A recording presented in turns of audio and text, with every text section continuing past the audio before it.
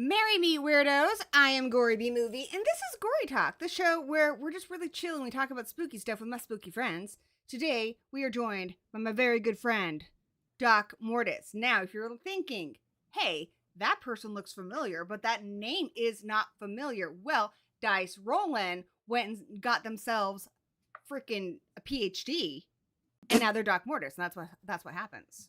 Like the greats. Yes, like I got it from a cereal box. Ooh, I love it. Was it like the prize inside? Yes. Well, you see, they said if I sent in a few stamps, I'd be able to get it in the mail.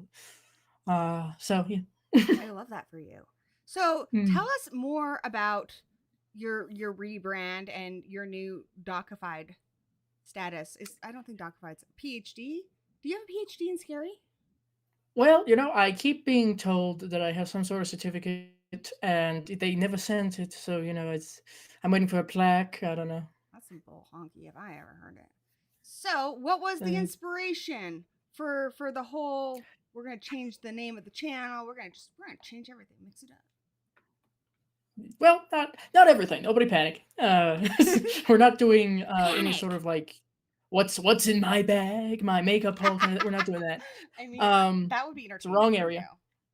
Other people do that so much better than I do. I'm not. No, I had done my 11th channelversary, and I figured that after literally a decade, it might be time to try to freshen things up just a little bit. The irony, and I'd been playing around with the idea of changing my name for a bit, just because, of course, the name that I had, Dice Roland, was what I started with, and for like 2 years, I didn't know what I was doing as far as my niche, so it didn't match too well, perhaps. So I decided to change it. I took a little bit of a risk to see. I figured I was established enough that people wouldn't be so thrown off. So thankfully, it doesn't seem like very many people have been. They've just been learning to say Doc instead of Dice, which is fine. Yeah, it's pretty close. I think it's like, when you get a new dog and you want to change his name, you kind of change it to something close. So we can train them, is what I'm saying. We can train them. Yeah. Yeah, I did. There is a story behind it, though. Please tell me the story. I want to hear the story. Well, the Doc portion, that's a nickname that a dear real life friend of mine gave me because she wanted to give me something that was unique to all the other nicknames that I've gotten. And my past initials were DR, Doctor, Doc, and Back to the Future reference, thank you. And Mortis, I just got from essentially the goth club subculture. I heard it, some sort of variation of it. And I was like, oh, rigor mortis, Doc Mortis. Okay, yes, let's do that. That sounds nice. Let's try that. I like it a lot. Yeah. I like it. All right, yeah. So what has changed with the rebrand? Because you said not everything's changing. Why am I doing all these hand gestures? I'm not gonna question it too much. Or theatrical, yes, the drama. Really nothing has changed entirely too much. I do see a slice of film, and I can explain that entirely.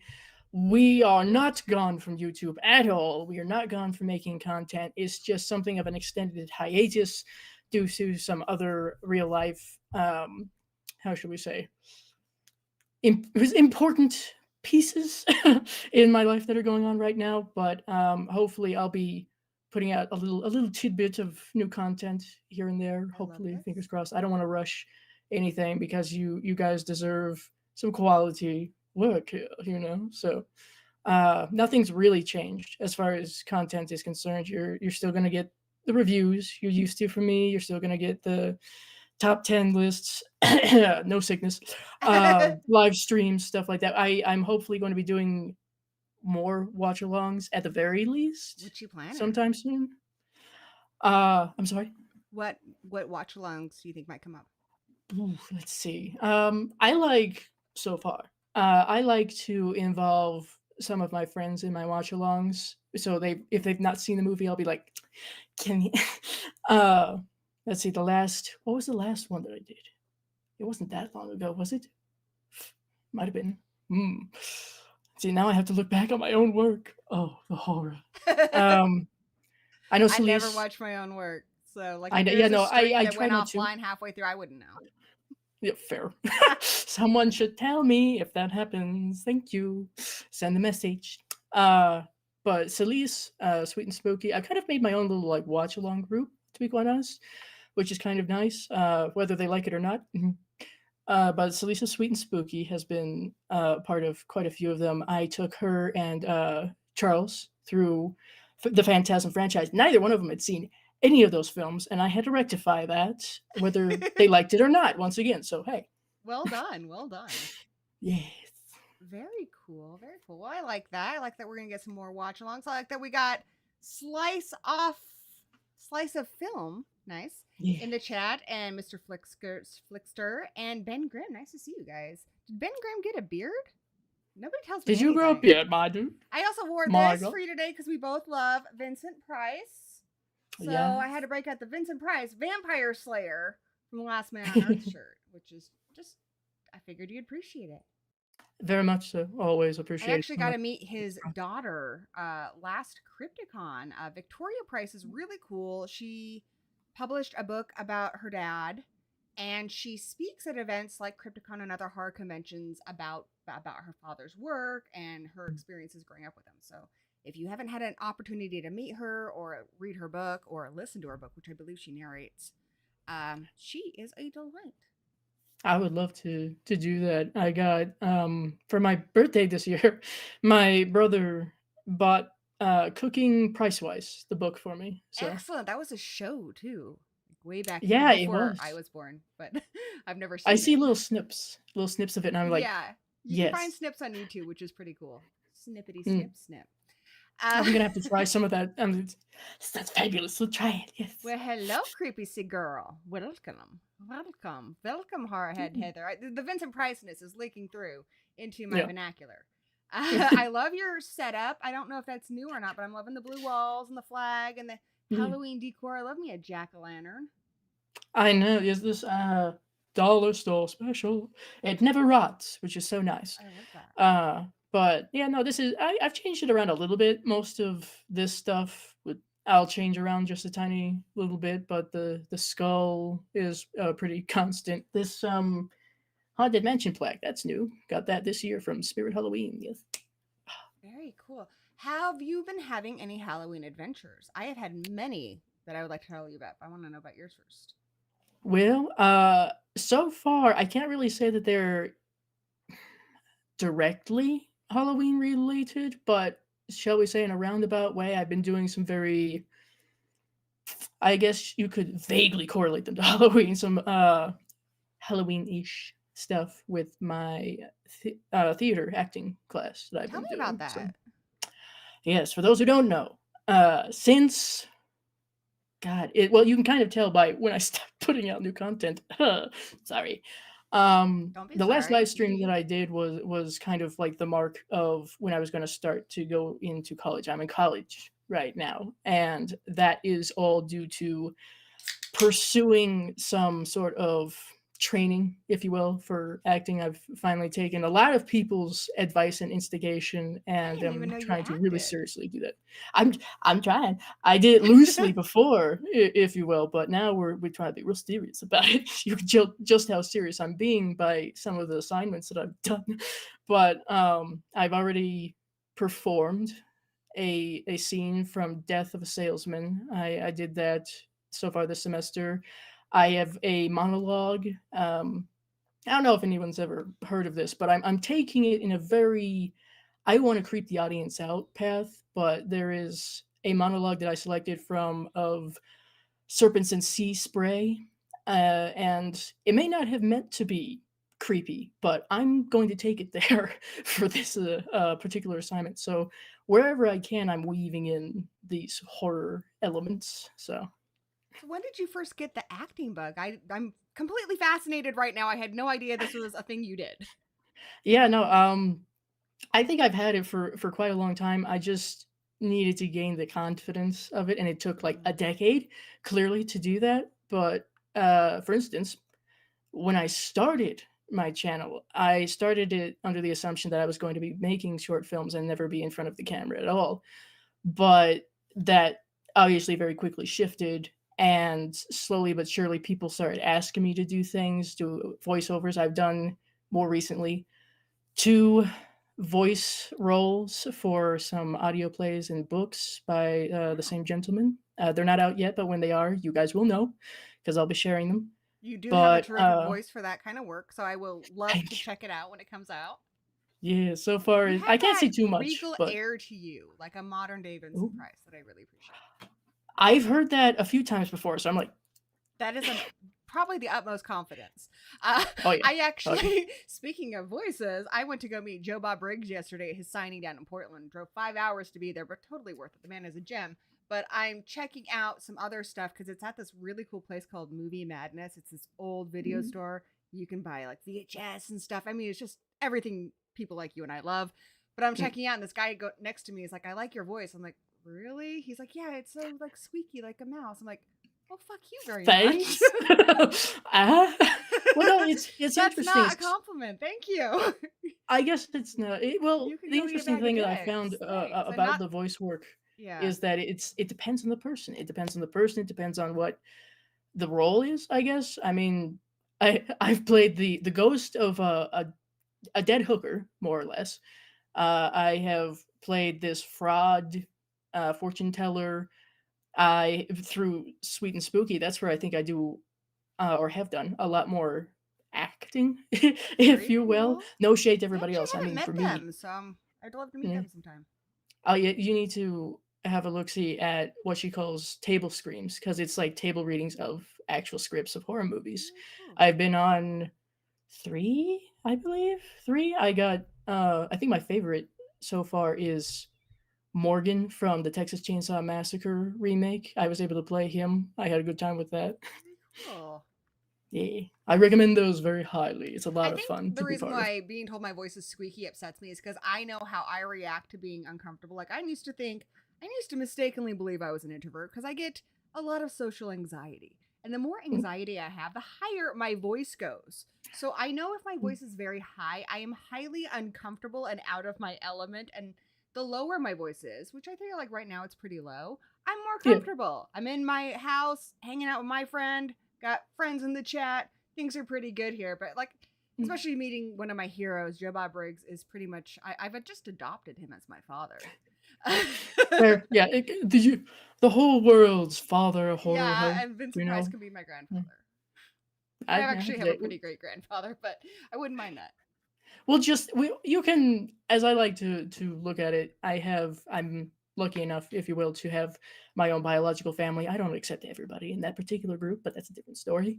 And then I have my close friends, my adopted family, if you will, which includes a lot of people on YouTube. So I've been collected a few different times myself. So you kind of build your own, as it were. I like that. Um, Heather says it's dropped 80 degrees today. It's gotten cold enough here that the hummingbird, who has been here all October, and I'm told in the Pacific Northwest that they should have been gone a month ago, finally has packed up and moved south. So bravo. I'm excited for Mm. you. And we also have Mr. Flickster saying that he was introduced to you through the Oscars, if memory serves correctly. Doc has been on the Oscars a number of times, an honored guest of ours, always does a fantastic and professional job. We gotta be dramatic in those, you know. I saw how everybody else did theirs, and I went, no, we gotta amp up our game with this. Come on now. And if you're not familiar with the Oscars, I am a co-host on my channel with my family, my son, and my husband. Do you know my son is 21 now, Doc? It's insane. Good God. I know, right? We do our own horror Oscars. It's always the same name as the actual Oscars, so you know when it is, because the Oscars don't honor horror, so we do instead. It's a big live event with all of our buddies on HorrorTube, and we present awards and hang out with you guys. It's super rad, so check it out. It's usually in like February or March, whenever the Oscars are. I never pay attention. I hear more. I know when the Oscars are coming around because of the Oscars, so. I love that. We've had a lot of them. I think we've had almost like 10 of them. We've had a lot. Yeah, wasn't what the fuck? He's a grown up. Yeah, he can drink though. Yeah. Funny story. We took Lulz. Lulz is the biggest introvert and was pretty much born 80 years old. Lulz also loves Vincent Price. Favorite band is Queen. I don't think he likes anything after the 90s. At any rate, we took Lulz out to Applebee's because I thought that was no pressure. If they decided they wanted to have a drink, they were able to, and if they didn't, there's no pressure. Whereas like a bar, I feel like there's pressure to drink. So yeah, because everybody else is. Yeah. So we went out and I ordered him a Scooby snack. A, because he is massively obsessed with Scooby-Doo, and B, because that was my first drink, and this is my loin fruit, and therefore he should follow in my footsteps. And yeah, he took a sip. He's like, okay. And he took a couple more. You know, he really gave it a chance. He's like, yeah, I don't like the taste of alcohol. I was like, you know, that's fair, buddy. That's fair. It's not a bad thing. I mean, my brother, he says that every kind of alcohol that he has tasted thus far just tastes like old bad grape juice, and I'm like, okay. I did tell him that. I said, you know, that's a mixed drink. It's going to taste different than beer, which is going to taste different than other hard alcohols. So, you know, maybe not completely write everything off, because maybe there's something you like, but it's also fine to go through life not drinking. He can be, or they can be the responsible one, and you know, drive everybody home sober. It's a good thing. He's pretty rad. I am actually excited because he is taking a driver's class and he has his permit. But I don't trust myself to teach him how to drive. I don't trust myself to teach anybody anything. Maybe I plead the used to be an English teacher. But yeah, so yeah, then I can be like, dude, go get me some soda. I just finished.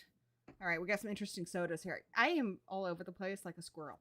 So we finished some zero sugar Shirley Temple. It was delightful. I don't think there was any caffeine in it, though, so that'd be my complaint. And then my buddy Ronnie Angel visited me over the weekend from California, and he went wrestling with my husband Danny in Canada, and they brought me back my favorite beer, Sneaky Weasel. It's foxy, shifty, wily, and crafty. Don't mind if I do. It's a rare That's treat. a lot for a beer. It is. It's actually really good, though. So if you like beers, you know, I don't like I gotta IPAs. say, I'm not really a beer person. I'm kind of in the heavy blonde area. Like I like me a Shock Top or a Blue Moon. I like me a Sneaky Weasel. So I recently discovered that while I don't necessarily like beer or ale, I do like hard cider. Hard cider is nice I to love me. me a hard cider. Absolutely. Yeah. The only thing that frustrates me, because Danny and I love when like we have a Monty Python on the Holy Ale. That kind of thing cracks us up. We actually went to that movie Madness I told you about, and they had some really interesting beers there. One had like a Creepy Crow on it. One was like a Grim Reaper one. We got to try that. What frustrates me is the most creative ones I found tend to be IPAs, and IPA tastes like hairspray to me. Yeah, no, I've not heard very good. I think I tried like just the tiniest little bit of an IPA that my parents got, and I was like, God, dude, what the fuck is that? Unless you have a man bun and a beard, I feel like you just can't get the flavor out of it, and I have neither. Though I have tried. I have tried.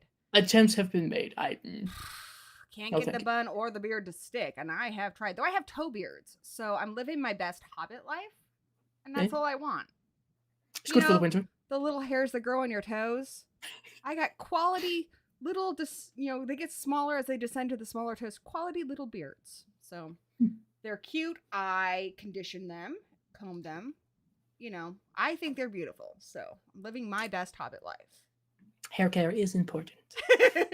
Yes. Poor Doc. You're like, what the fuck are we talking about now? That is. So Look at me. You think this is different? we got off topic here. We were talking about your forays into acting. So you got the bug, which got you on to YouTube. Yes. Which I think YouTube is a really great place to experiment with things like that. Because like I said, I used to think I was pretty introverted because I like a lot of introverted things like reading and such. But then I got on YouTube and I was like, oh, I really like talking to people and hearing their stories and stuff. And I'm actually, when I'm among my people, pretty extroverted. Yeah. So you got that. You started acting. So when did you start acting? It was doing the live streams, yeah, but like in person with this class. Is that the first? In person. Yeah, pretty much. This class is the first time, for one, that I've stepped foot into an academic public schooling building of any kind. And it is indeed the very first time that I have been like face to face and done acting, which was very intriguing to me because, shockingly enough, I mean, I have anxiety myself, and there's a lot of different things that would cause me anxiety. And I'm sure if you talk to me when I started my channel and said, I want you to go to an acting class and act in person, I'd have an absolute meltdown. But I walked into this class and I have yet to have any sort of anxiety about it. The people are very good. The instructor, she's wonderful, very, very fantastic feedback. So yeah, I'm just having fun with it. Like, there's a lot of stuff I did not expect. I have been on the floor of this class more times than I can tell you, due to warm-ups and things that I've needed to do in order to learn how to act. And memorizing lines, I'm learning how to do that for the first time. I thought that was going to be a huge hurdle, but I'm doing a lot better with that than I thought. So yeah, I'm learning a lot about Do you have a trick for acting. memorizing lines? Just do it over and over and over again. Practice it so far like twice every night and play with how I'm going to do things. So yeah. I've talked to a lot of actors, and I hear different responses as to what the appeal is. For you, is it more like being different characters, or is it like interacting with a crowd, that, you know, creative The expression? connection? All of the above. What appealed, I think, initially to me about acting was the concept of, yeah, becoming all of these different characters and trying different things. And an actor in more recent history that was part of the push to get me to try this out is David Desmalchin. And I love to watch how he puts 110% in everything that he does, no matter how big or small the part is. And I'm like, I want to do that. Let me see if I can't do that. Because in my mind, I figured that I could be pretty decent at it. And a number of different people have told me, I think you can do that. So this is me testing it out and finding I like this. I like every aspect. I don't even think about, is the crowd going to like it? I'm just like, let me fucking play around with this. I think Have that's fun. amazing. That's so cool. Yeah. David Desmalchin, I think what I love about him is how passionate he is as a horror fan. Because there are a lot of actors, like I love Jamie Lee Curtis, but she's openly said many times she does not like scary movies. She loves the community, but she doesn't like scary movies themselves. Whereas David Desmalchin, he actually got started by writing articles about horror and stuff, and kind of went into acting that way. So he's one of us, which I really love. Yeah, he went to drama class, theater class, something like that. See, that's another reason why I was like, I need to do this, because so many people that I look up to as actors went through theater classes, drama classes. So I went, sign me up, please, because clearly there's a path here. We have a couple messages in the chat. Slice of Film says, Doc Mortis, I sent you some of my short films on DVD. Did you get them? Yes, I have them right over here. And I am so sorry about not immediately making some sort of post about it.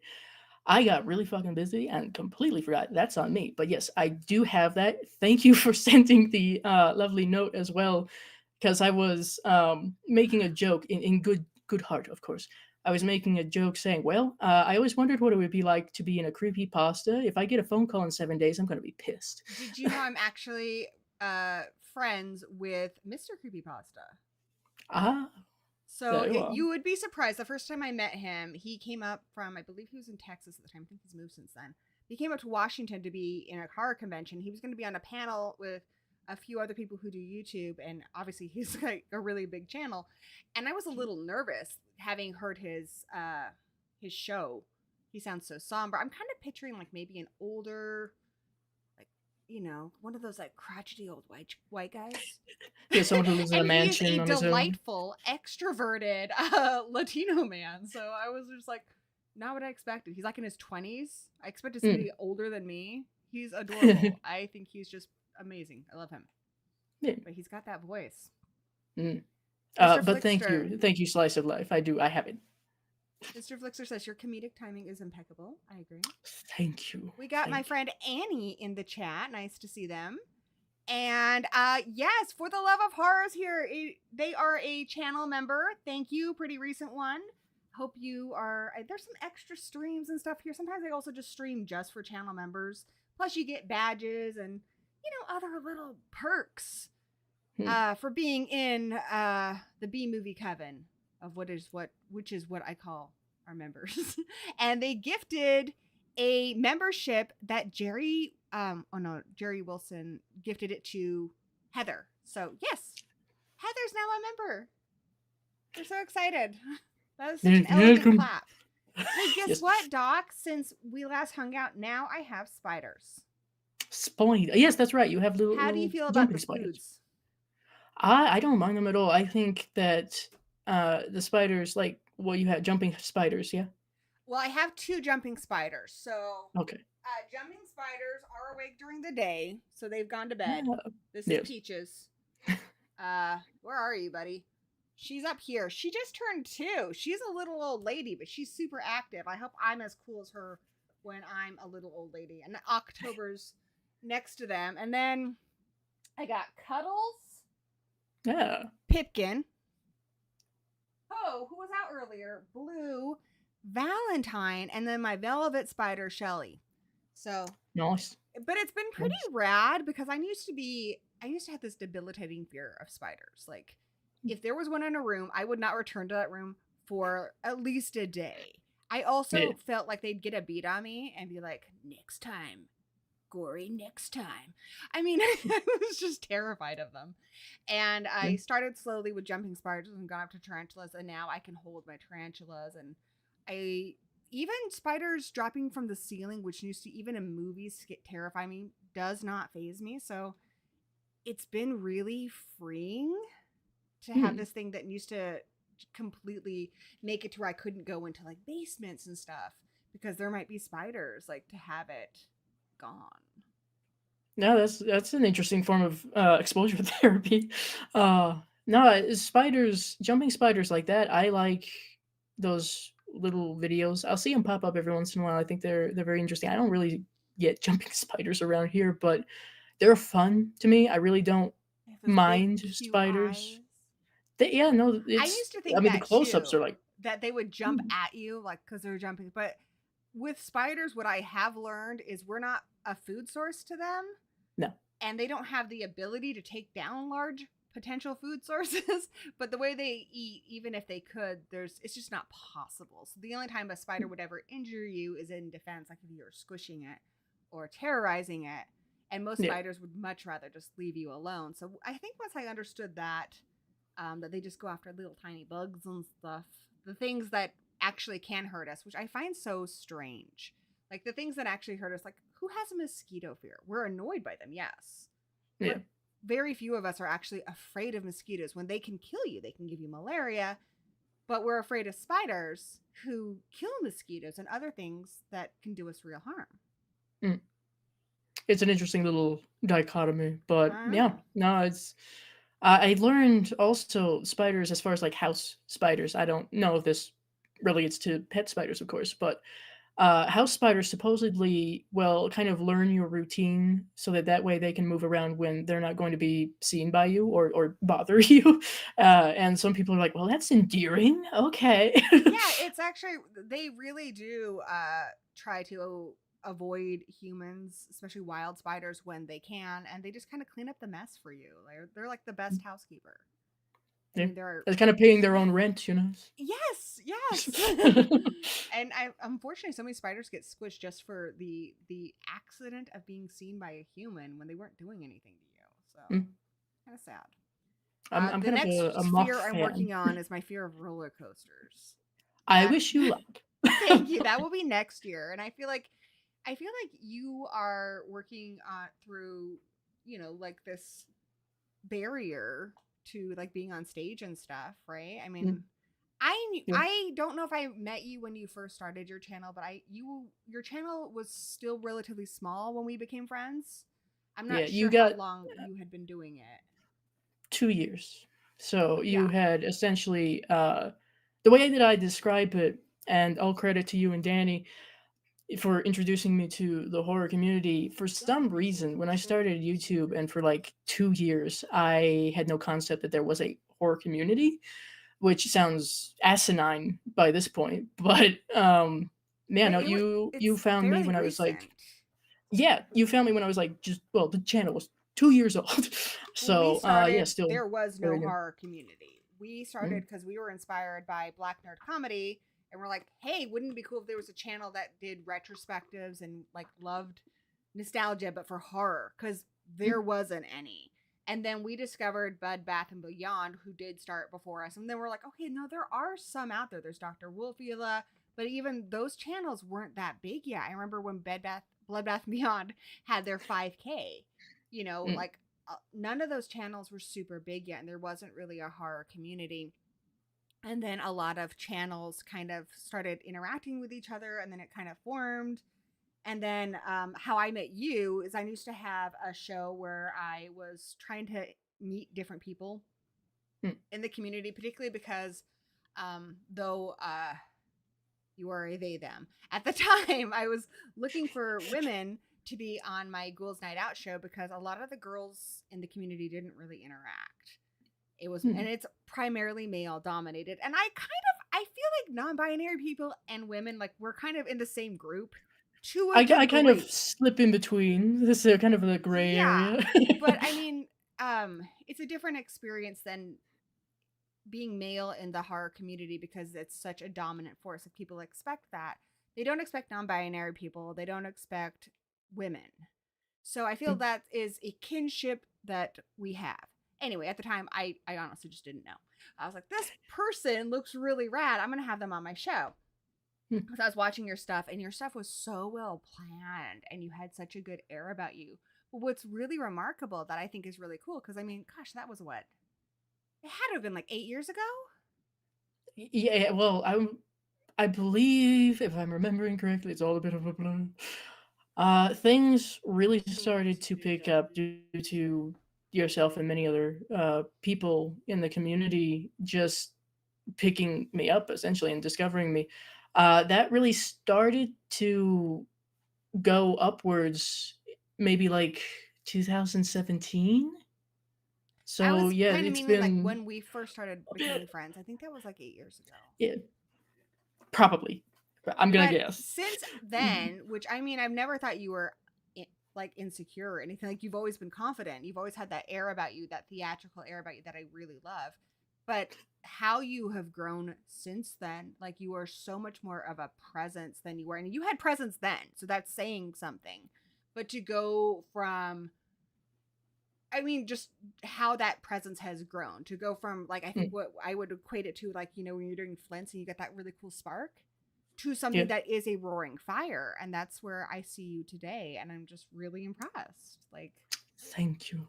I think it's really Yes, cool. that's I give a lot of credit to people in the community who have kind of, as I said before, adopted me and shared their space and their time with me. I've learned quite a lot. I've learned how to more or less speak in a public space, if you will, and like you said, be a bit more confident. I would say that when I first was starting out, I was tremendously insecure. Absolutely, everybody is. But you gain this. I don't know, certain confidence and the I don't care if you think I'm cringy or whatever. I'm gonna do this, okay? So you better enjoy or I leave. feel like the horror community is so accepting. I think for me, because I think all of us have those people who lifted them up when they felt like they were obscure, that nobody saw them. People who saw them when they were invisible is Mm, what I think. And for me, yeah. I did actually, because I'm an avid reader. I do have a book club that Horrorhead Heather knows all about because they are in it.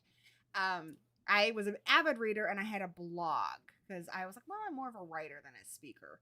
And I had my blog and I was like, well, maybe I could do videos because some of my friends did videos. And I tried it once and I was like, nope, I absolutely hate my voice because, as I've told you, it gets squeakier the Mm. more uncomfortable I am. So it was just like, I was like, no, we're not doing that. And then Danny Mm. started watching. Danny's my husband, and for those of you who don't know, Danny started watching YouTube, and he loves Andre Meadows from Black Nerd Comedy, and that's when he was inspired to start something like that, but horror. But then we discovered like Bloodbath and Beyond, and their 5K competition or whatever was to send them videos about how you got into horror. We won that, and they were so supportive of us when we were just like hardly had any subscribers or anything. So Same. supportive of us, Jay Bond and the rest of the crew. And I didn't even know about collabs until Brian Barnes introduced me to it. Like, I had no idea there was a community here of people who really lifted each other up, but there was a lot of people who saw us when we were invisible. I remember when we first had that first viewer, we were like, wait a second, that person who commented, we are not related to them. We don't know them in Someone we real don't know. life. Like, there's your friends who are doing it because they may not like my brother, Zigma. You guys know he shows up a lot, and he does not like horror. He shows up here because he loves me. He likes some spooky stuff, like he loves spiders and stuff too. But he is here because he's a good brother, not because he loves horror. And that's who a lot of I think our initial viewers were. And then to meet people like Blood. Why do I keep saying Bed Bath and Beyond? Jay Bond. And Brian Barnes, a lot of these people who were really there for us in the beginning. And then we wanted to do more community stuff. So that's why we started like the Oscars and we did the creepy channel crawl. And I am always trying to meet new people because I have not met anybody, honestly, in the horror community who is not completely fascinating to me. Yeah, no, everybody has this different a history element to themselves. I'm a people person in that I do like to I wouldn't say study, that sounds a little creepy, but to learn of these different facets that people have, especially in the horror community. And that's why, I mean, you did the Creepy Channel Crawl and All Scares, and I have my horror of mental health I series love that. because I'm actually kind of jealous I've not been on it. Not to put you on the spot, but I was hey. gonna get there. I was gonna. We have a No long pressure. list. I swear. I'm always down for a collab. I'm Yes. not sure if I shared this with you, but I mean that is something I am pretty bad at is being consistent. That is why I feel my channel remains small is because I put a lot of work into things that take like months to do, Mm, and then I get frustrated if not a lot of people watch it. But on yeah. YouTube, you're not rewarded for the amount of time you put into it. You need to get it up quickly, which is good if you're smart and you can schedule and you can bank stuff, which a lot of Mm, people do. I'm just not really good at planning, and that's a big part of my problem.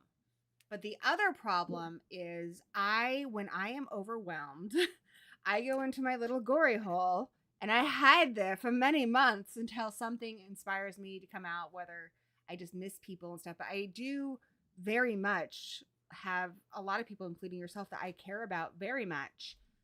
And I feel like I just get so overwhelmed. But recently, a very good friend of mine passed away, I'm and what sorry. really upset me about that was I hadn't talked to him for like a year. And he still Mm, came to my streams and stuff. He was a very good friend to me, but I I just wasn't there for him, which makes me feel really bad. And then I basically made a list of a whole bunch of people that mean something to me and people who I would be upset if something big, good or bad happened to them and I couldn't share that with them or be there for them, which includes you. And that's why I started this show, which is why people are like, what are we talking about? Like, we're talking about whatever the hell you want to talk about. It's just us hanging out. And that's the mm, point of it is there's a lot of people who mean a lot to me. And I want to make sure that, I'm around that I'm Show that appreciation, so to speak. Yeah. yeah. You guys have given me confidence. People in the chat like Heather and Ben have given me confidence I didn't have growing up. When I was growing up, I was the only person, aside from my mother, I knew who liked horror movies. My mother, like Vincent Price on cable, if he was in a movie, she Yeah. would be like, Speaking of, "Oh, he's on oh, TV. Come watch this movie." I know, my God. Oh, shh. I'm sorry. No, it's But no notification of mine. I didn't really have other people who quite enjoyed it the way I did. And because so many other people have had that experience, I feel like once you get into the horror community, you feel like you have these instant friends, people who understand you and get you. And you have this freedom to kind of Just be you. yourself. Yeah. Without being a weirdo. Well, you could still be a weirdo. I guess maybe people appreciate that you're a weirdo instead of Yes, there's ostracize you for it. a weirdo appreciation. Yes, yes. Yeah, like I remember once I was the photographer for the yearbook and the newspaper in high school. And do you remember that SNL skit with like Cersei Nightshade? I'm not sure. Yeah, Maybe they were like making fun of me, and I could hear them because the dark room was like in the same room. Because I was a goth kid in high school, and I like horror movies. But yeah, I just never felt like people really got me or appreciated me. You know, until I met like Danny and a lot of other people who were like, "No, that's pretty rad." So, but for me, I owe it all to Danny because I would have done it myself. Props to Danny. He's good Yes. people, dude. Yeah. No, I think we all have a somewhat similar upbringing to some extent. It is interesting to see or hear from others, but there's something of a misfits code, if you will, for a lot of horror fans, I think. I didn't go to public school. Like I said, this college venture is my first So you were step into homeschooled? that. Yep. I was homeschooled with my brother, by my grandmother. And my social interactions growing up were limited to whatever kids might be in the neighborhood who would hang out. And most of the time, that was people who had like zero interest in the things that I had interest in. It was like preppy kids to some extent, cheerleaders.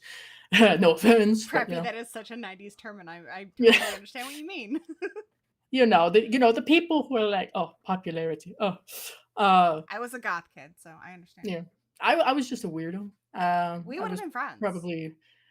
probably, yeah. No, I was probably going to be relegated if I had gone to public school to like the freaks or the geeks area. Most likely, I was very quiet as a kid, very quiet. So this is quite a 180 See, for me I now. was too, and I realized it was just because I didn't feel accepted when I did put myself out there with people. It wasn't because I was actually introverted or really quiet. I just got really tired of getting that response of, well, you're fucking weird. And it got worse when I moved to America because I did grow up in England and I had a bit of an accent when I moved here, and just being from another country makes you a weirdo. So then I was like, yeah, I'm not going to even say anything because I just don't want people commenting on the way I speak or any of that stuff. That's fair. Yeah, it's people look for, I'm afraid a lot of people look for at least one reason to go, you're weird. I don't want you here. And obviously, I kind of thrive with that. And I'm loving the shirt also. Yeah, thank you. I specifically was looking for 80s and 90s What I shirts. think is super rad though is, and I feel like this is something you're probably going to appreciate too, when we were kids, for anybody who was a child in the 80s or 90s, I think you guys are going to understand this. There was that idea that the more normal you were, the more like if you were a cheerleader or you played a sport, you were of more value than somebody who was weird. Especially, I feel like for those of you who were in school after like Columbine shootings and stuff, like I used to have a trench coat and I had to get rid of that because instantly that was a bad thing. Might not be a good thing. You like Marilyn Manson or you like horror movies and you're probably a serial killer. I got that response from a lot of people, and I think I'm actually a pretty optimistic, happy person. So I really didn't like that response from people. I like metal. No, people. I like a lot of stuff. People who are into dark things. Yeah, they're usually really, really nice people. I love dark stuff, but I feel like I'm a pretty light person. If that makes any sense. Yes, the outside says dark chocolate, the inside says white chocolate with caramel. That's me. That's me. So yeah, and I feel like now I feel like with Gen Z, their generation, they're very much embracing people for exactly who you are. For instance, my son is bi, and it was coming out day a while ago, and I was like, "Happy coming out day," and he's like, "I don't think I ever came out. I think I've just always Same. been me." And I was like, "Yeah, I mean, he's always just been comfortable with who he was." I remember when he kind of was deciding that, figuring out that he was bisexual, but it wasn't like he had to tell us. He was just like, "I Mm, think this is what I am. This is what makes sense to me." And I was like, "All right, that's exciting. I'm glad you're figuring yourself out, and understanding yourself is really kind of a cool thing." mm. You know? I think that's just to be how shall we say, very cheesy, but I think that's quite a beautiful thing, simply because unfortunately you do hear a lot of these horrific stories of people who have come out at any point in their life and did not get the reception that they deserved. So to hear that is great. My my parents, my family, have been pretty similar in that they may not necessarily completely understand how I identify, but they're like, well, we love you no matter what. We told you that since you were little. I my coming out as bisexual, I had at least three. My coming out as being bisexual, which came first, I believe, was one night my dad was giving like his loving speech, if you will, telling my brother and I that hey, no matter you could bring home a guy, you could bring home a girl, and we will love you no matter what. And I said, what if I bring home both? That was my coming out. Yes. And then And everything else after that, non-binary, demisexual, and just you're like, hey, this is me. All right, hey. yeah, I feel like even in the 90s and the early 2000s, even amongst the queer community, there was a lot of misunderstandings, because a lot of my friends, I did drag shows. I feel like at the time, I'm not straight, but at the time I thought I was straight. I felt like I was the only straight girl who did drag shows. My drag name was Sunny Boner, by the way, and I actually won one of them for putting on the Ritz. Thank you, thank you.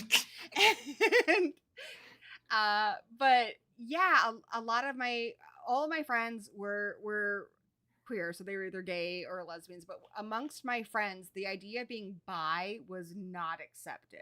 They're like, Hmm. if you're bi, you just don't understand who you are. I got heard that from a lot of my gay and lesbian friends. You're just confused. Why don't you just You're pick one? confused, you don't know yourself. And so I had a boyfriend at the time, so I did know I liked men, but I was pretty sure I liked women too. But my friends who were queer, and I thought, well, they're the experts, told me that was not possible.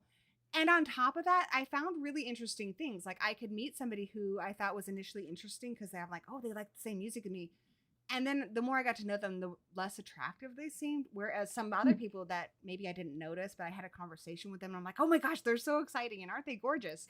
And other people would be like, really? I don't see that. And Hmm.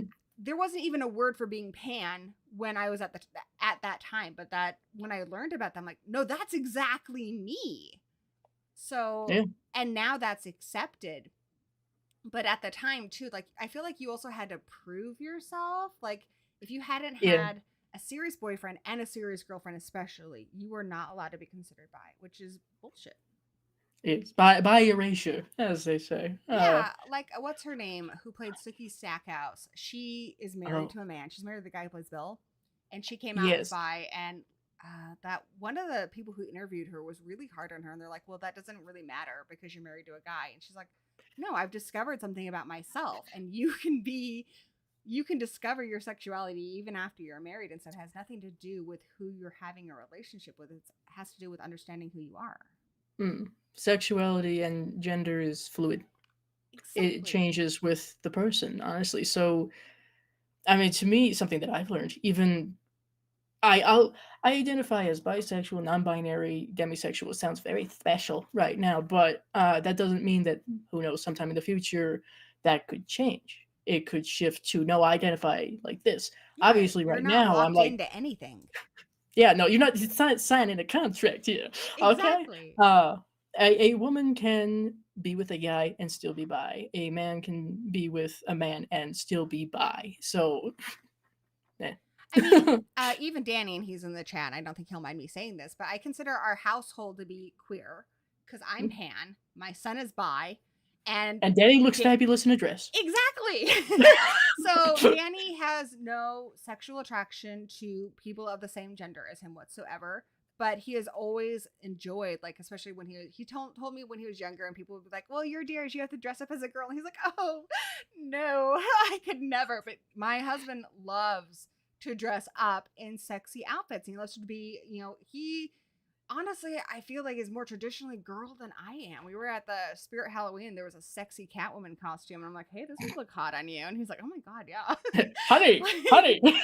I found something for you. He doesn't know how to do his own makeup. But well, shit. I mean, hey, like, I've never been a shoe horse. I've never understood paying more than like $30 for a pair of shoes. But my husband will, for a great pair of heels, and will not regret that decision. And so, yeah, I consider that to be very queer. I think that fits in with our community. Like, I had a girlfriend who told me, she's like, I wouldn't be okay with that. I'm like, well, I'm really glad he's not married to you. Well, isn't it good that he's not your husband then, isn't it? Exactly. And he's also asked me, like, how I would feel if he transitioned. And asking a pan person that, it's like, I mean, you're the same person, right? So who cares? We get to share clothes. Yes, let's go. I'm like, that sounds great. I like all of the things. So people have made memes about that. I'm like, yes. Yes. Yes. Why not all the things? I'm more interested, as I've heard a saying about pan people, that they're more interested in the story than the book. And I've heard the wine analogy too. I don't care what the label says. I'm more curious about the wine itself. Exactly. Exactly. So I mean, I feel like, yeah, Danny counts. We include him. I'm not sure if there's a word for that exactly, but I'm sure there probably is. I don't want to just throw out labels when I'm not the one living that life, of course. But yeah, no, this shit. You like could even be part of. Yes, Frankenfurter. You are the Frankenfurter. Transsexual from Transylvania. Yes, I guess. Now, see, I don't know if I think crossdresser is outdated terminology. I feel like that is too, and I feel like even transsexual might be. So I don't like to use those terms. I feel like there should be something else, but that's the other thing I like. Some people consider it putting people in boxes, but I think it gives people freedom to be them because there's like a word for it. Yeah, you could just honestly. All I usually say, true.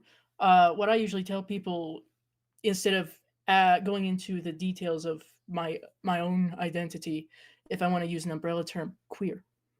Yeah, I agree with that. And I also feel like it's kind of, I'm very interested in like MBTI, you know what that is, right? That's your personality type. Yes, yeah. Right. I love that. And it's not because my son hates it, being a very sensing type. He doesn't like it at all because he feels like it kind of boxes your personality in. But for me, it kind of helps me to understand it a little bit better and to understand why other people behave differently than me. So I don't really think of it as labels or being boxed in. It's just a better way of maybe explaining to people something that they don't necessarily understand. Something of a definition, if you will. Perhaps like different levels of definition, maybe. I don't see it as a labeling myself. It's just here. I'm going to try to describe myself to you in a way that you will hopefully understand. Yeah, and I think that's why it's good that we have words for it, because I would say that being pan is different than being bi. And I like that there is a word that explains that to people. Like my son and I are different. He's bi, and that's wonderful. And I'm pan, and I think that's pretty cool. And I think it just helps people to understand you in a word better than you having to have like a whole paragraph. Like you can say I'm non-binary, they, them, and I feel like people nowadays understand what that means. Yeah, no, my as an example, actually, a real life example. The first day of my theater class, the teacher, there's like 14 of us, I believe, in the class. She went around to each of us and said, okay, so what is your name? How do you pronounce it? What would you prefer to be called? What are your preferred pronouns? And I was both surprised and not surprised at just how many people said any pronouns. I don't care. It's fine. Shit, okay, cool. We're in a good place here. Yes. All right. But it's very nice, and everybody does put forth so much effort into making sure they pronounce your name correctly. They say the right name. They say the right pronouns. It's such a beautiful like leap from when you hear about people who had to were forced to take stage names, like celebrities who were forced to take stage names because their name was hard to pronounce. And now we have David Desmalchick. And you will learn how to pronounce that if you like him. You will learn how to pronounce M. Night Shyamalan. You will learn how to pronounce these things. Whereas I think Hollywood of the 50s would have been like, you're going to be something Smith or, you know, something that's easy. And who's it easy for? It's easy for everybody Americans who are not as familiar with other cultures. And I think what needs to happen is they need to be more familiar with those other cultures rather than hiding those other cultures. Yes, take the time. If you, well, just like you said, if you care, take the time. I mean, people will even tell you how to best pronounce their names if you ask. All you have to do is ask. It's that simple. I remember when I first moved here, I had a really hard time because I did have a bit of an accent, but so many people called, you know, outside of Gory B Movie, which is my name here on YouTube, but it's Haley. And I was trying to say that, and so many people called me Holly, and I was just like, you know, I give up. I stop. I'm done. That's not what I said. No. You'd be surprised. My clearly I've spoken like this my whole life. English maybe Coloradan accent, if you want to call it that. I don't say mountain, I say mountain. But my name is really not difficult. It's not. But people will have difficulty with it simply because of soft letters that are in it. So now, just like in my class, I said, okay, call me Stevie. That'll be so much easier for everybody. It's a harsher pronunciation, and people have had no issue with that. So I'm like, okay, cool. Yeah, I also, the other thing I find very offensive, and this happens to me, I feel like on a weekly basis, and another reason why I prefer to go by Gory, because I've never had anyone misspell, well, I think once. Mostly don't have people misspell Gory, but when you can see someone's name right there in black and white and you still misspell it, I feel like that's just disrespectful. Like, take some time. And I think that's the same with pronouns and everything else. Just if you care about people, take a minute to understand how you want to be spoken to. Yeah, or ask. Just, if you don't know, ask. Just ask. And it's also okay if you get it wrong, long as you're willing to try to get it right. If you try to backpedal and make excuses, it just comes off really like you don't care. Well, you looked like no. Well, here's my preferred. Exactly. You don't get to make those decisions for another person. I always tell people, listen, you can call me pretty much whatever you want, pronouns wise. These are my preferred, but I'm not going to jump on you just because you call me he, she. My mother told me a story. My mother grew up in England, but she like had a neighbor who would call her and her sister guys. I'm like, oh my gosh, I call like one of the guys all the time. Like, I don't really care. I will describe myself as this type of guy because to me that's just like another word for person. It doesn't offend me. But it honestly doesn't really bother me. I'm easy like Sunday morning, dude. For all the 90s people, yes, you're welcome. See, you know what I'm talking about. Adam in the chat says you guys should do a collab examining LGBTQIA+ themes and coding. That actually would be really fun. Because I'm very interested in that. After the Hays Code, because you know what's really fascinating, I find, is before the Hays Code, we actually had some really good LGBT+ movies. Look at things like Dracula's Daughter. That is clearly an LGBT film. She is clearly for the girls. Yes. And then we have the Hays Code, and then everything has to be so coded, but you can see it there in movies like Cat People and stuff. The right people, as they said, will see it, and that's the whole point. So Cat People, The Old Dark House. Even Bride of Frankenstein. Speaking of coding, I saw an interview recently with Matthew Lillard, Skeet Ulrich, and Rose McGowan, and they were talking about Scream, and somebody said, how do you feel about people coding or reading that there is a coding between Billy and Stu, that they're lovers? And Matthew Lillard's like, I absolutely love it. I like to think of us as the first husbands of horror. And it is there. It is absolutely coded. And even Rose McGowan was like, that explains so much more why my character was killed. Like, why did he kill his girlfriend? Why was he okay with that? Also, notice the first person they killed was his ex-girlfriend. There's something going on there. And he does it all because he's influenced by Billy. And they're so, like, comfortable in each other's personal spaces at the end. Like, very much. I mean, honestly, I think even Stu, not just with Billy, is comfortable getting in everybody's personal space. Agreed. Because Randy Randy in the video store. Like, I think he absolutely is. I think he's very comfortable with other people. hmm. But yeah, I thought that was really cool. And he's like, I hope some like, gay kid out there who feels misunderstood watches this and, is like validation. Because he's like, we have a lot of hate in this world and I'm just trying to put more love into it. So really Bless Matthew is a treasure. Plus he like flicked Ski Ultra's nipple and Ski's like, do the other one now. So obviously Ski's approving. Oh, you kinky bastard. I love that so much because in the 90s, whenever guys were at all affectionate with each other, they would have to do this whole like no homo thing. Yeah, I no full homo. I don't Modern day men are a lot more comfortable with things. Like my son is very affectionate, and he will hug onto his guy friends and stuff, and it doesn't mean anything more than they just enjoy each other's company. It's just affection. There's different kinds of love. Everybody needs affection and love, and the people he really cares about, he likes to give them a hug or cuddle on them and stuff, and that's just what it is. It just means I love you. It can mean I love you as my friend or whatever. Another good example, I guess. Yes, I will keep bringing him up wherever I can. Desmalchin, he'll do the same thing. I keep seeing in like his coffin interviews and stuff like that. I'm like, every chance he gets, yes. Man is, as far as we know, as far as he said, nobody's business but his. He is straight. He is cis. But that will absolutely not stop him from murdering people in a wedding dress or kissing his male co-stars. And I am here. Yeah. And again, like a lot of people say there's like a lot of attacks on cis men, cis straight men, and it's not. It's the ones that have to do the whole no homo thing, who have to really shove it down your throat that they're straight. Like, obviously, sir, you are uncomfortable with your sexuality, and that is what we're commenting on. There are plenty, like David Desmalchin, who's very comfortable with his sexuality, and he doesn't.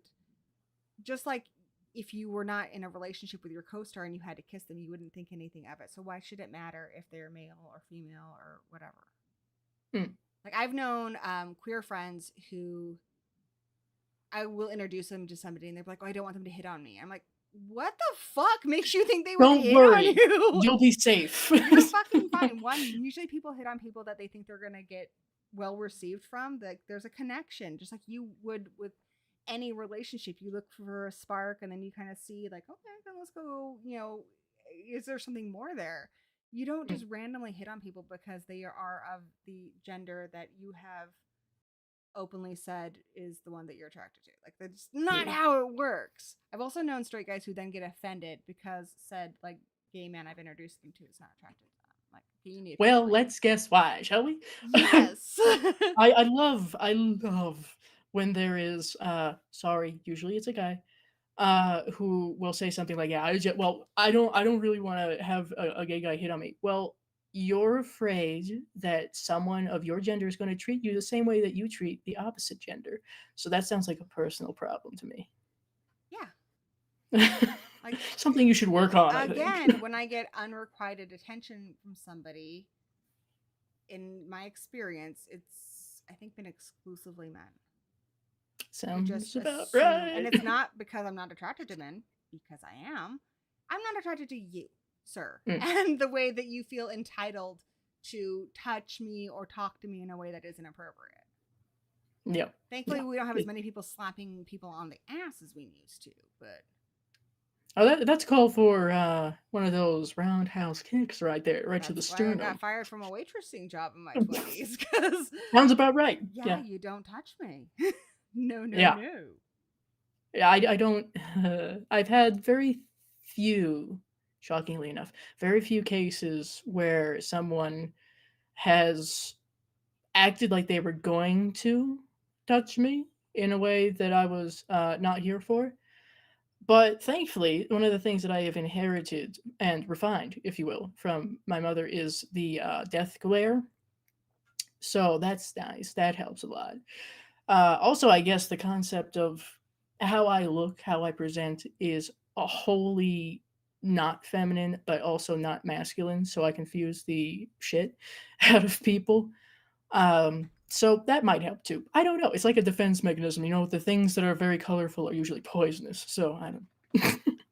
I'm here for it. But yeah, even on YouTube, I found that like when horror addicts got a bit bigger and we were getting more comments from people we just didn't know. So I like this space where it's smaller and it's just nice people here. I would get so many comments on my appearance and stuff, and if it was good, they'd be like, "Well, you should just be thankful." I'm like, "No, that was really inappropriate, and I don't like that." And if it was negative, they just feel like they had the right to basically pass judgment on how I look, and I just don't think that's okay. No, it's it's an unfortunate thing that I've well, just outside of my little experiences. It usually is, like I said, well, once a month, I can probably bet money on what kind of comment I'll get from someone who is not familiar with me. Who's like, "Are you a boy or a girl?" Strap in. But when it comes to the female creators, my fellow, well, not fellow, sorry, my fellow creators who are also female, I have noticed so many truly disgusting things, and I am honestly tremendously grateful for the people who do speak up about them. I've witnessed and seen and heard of instances where like male creators will say, what the fuck was that? That's disgusting, and try to shine a light on this. And unfortunately, in some cases, not always, but in some cases, it's like some sort of miscommunication. Some of the female creators are like, well, why would you say no, he's trying to help. Wait, he's trying to help. I'm trying to help. What are we doing? There's also, I feel like for the longest time, there was this idea that if you were not violent, then you were a good guy or a nice guy. And then there's movies like, thankfully, Promising Young Women who show like that's not necessarily true. And also, nobody asked for your freaking inappropriate compliment. True. Like, there's True. a polite way to compliment people. And it's also, what are they doing? Like, I've told people this about meeting celebrities because I work with a lot of, I work at Crypticon, so we deal with like the handlers and stuff and the things that are appropriate. If somebody is famous because they want, Elvira is a good example. Elvira is sexy. She makes comments on it a lot. So if you go up to Elvira and you're like, "Oh my God, I had the biggest crush on you when you were younger," that's not inappropriate. Though you should follow it up with, "She's also a comedian. Maybe why you like her comedy." Show that Yeah. that's not the only reason that you value her as an entertainer. However, you go up to somebody like Gillian Anderson, most famous for playing Scully on X Files, and that's what you say. I would say that's entirely inappropriate. That is not what she's Yeah. putting out there. That's not what she's doing with her craft. And a crush, that's not so bad. But if you were just like, "Oh my God, like I thought you were just so hot," or whatever, it's like you completely missed what they were trying to do. And I feel that way as a creator on YouTube, when someone's only comment is something about your appearance, it's like, did you hear anything I had to say? Well, that's great and thanks. But did you get anything from this content that I spent so long making? Exactly. I want to engage with you in an intellectual way. Challenge my ideas. You don't even have to agree with them. Please challenge my ideas, but please interact with me about my ideas and Yeah. not what I chose to wear today. Which, hey, I put some thought into that. If someone's like, "Hey, your Vincent Price shirt rocks," I'll be like, "Yes, it does indeed rock." But I would like them to follow that up with, "And we enjoyed your discussion about, whatever we talked about in the stream," which right now has been a Yeah. lot of stuff. We've covered some ground. We bounce around like bumper cars. Strap in. I know. Like try to follow a conversation with me. Well, this is It's my usual impossible. form of conversation. If anybody is unfamiliar, guess Yeah. what? This is why the other videos are scripted. But I think it's also something that I find really exciting right now, and I've talked about this a lot because I get really frustrated with non-horror fans. I hear this from my brother and my son a lot, that all horror movies are the same. And I think if you're watching horror movies from the same country and they're all by white guys, that is likely. I mean, in America, we have a lot of slashers, and a lot of them were made by white guys. So Mm, I can see why a lot of them might be similar. But if you watch a slasher movie from France, oh, honey, it's different. A slasher yeah. movie from Australia, fuck, broaden your horizons and watch a body horror from another Mm, country or different creators. I mean, you look at something like Get Out, which on paper is similar in some ways than I think maybe Stepford Wives, but the fact that he's yeah. drawing from his own experiences as a black man and liberal racism, a lot of people had never seen that before, or even knew the words to express it because they hadn't lived that life. So having a different creator tell that story, we're now getting a fully unique horror movie. Yeah. And Yeah. it doesn't, just like Get Out, it does not, obviously it's made for Black people, the Black community, by a Black man. Absolutely fantastic. It also transcends that a bit because of the messaging and the lived experience. Because, let's say, me as a tremendously pale individual can also place certain things that I've experienced as a queer person, like someone who wants to try to seem like they're helping in some Like an way ally. the LGBTQ community, and yet they don't get it. They don't understand. So that, like the dad's comment, I would have voted for Obama a third time if I could. Replace that with, well, I support you guys so much. Yes, how? What are you doing? Can you give examples? No? Is it Okay. just words? Yeah, yeah. So I think stuff like that is interesting. I think it doesn't matter who makes a horror movie or what genre or subgenre, if you will, it is. If there is meaning behind it, if there is, I know people hate it. It doesn't always have to have a message, but if there has depth involved in it, if it has depth involved in it, I should say, then it's significant. It makes a difference. Yeah, goofy shit can still serve a purpose too, of course, but it needs a reason, a meaning. I mean, I've had an experience just from being a woman. I've had trying to, on a panel or even just among friends, explain something about my experience being a woman, and then have a man say, try to explain it. And it's like, maybe let me talk. Maybe you'll learn more I about didn't women's finish. experiences. And for instance, I won't name the creator, but there is a creator who I had made a big post because a female celebrity that I liked was basically going to quit due to all of the comments she was getting on her appearance. And I related to that because I've taken time off of YouTube for the same reason. And I made a big post on it. And then a man told me that I was late to the party because they had done a stream on this a month ago. I'm just like, what the actual fuck, my dude? Like, no, if you really are an ally and a supporter of women and their voices, then let women talk. Support women talking. Don't tell them that they're late to the party because you've already had the final word on it. Your best bet there is to listen to women, to continue to learn. You know, I mean, it's just like always good to boost, shall we say, the voices, but exactly. yeah, Instead of saying, well, I explained it better, maybe listen and learn because women are different. And yeah, it's just really frustrating. Just like, I don't know what it's like to, be a black person dating a white girl at her family's house, but watching Get Out, I'm like, okay, this is also, I feel like it also is for white people because it's saying, hey, just because you think you're being friendly, you might actually be being kind of offensive. If you're only yeah, seeing that person for the color of their skin, whether you're supportive or not, you're still mm, objectifying them. yeah, it's. I kind of looked at it as uh, Get Out once again as a white person. Uh, I saw it as, of course, this is Mr. Peel saying, "Black folks, I see you.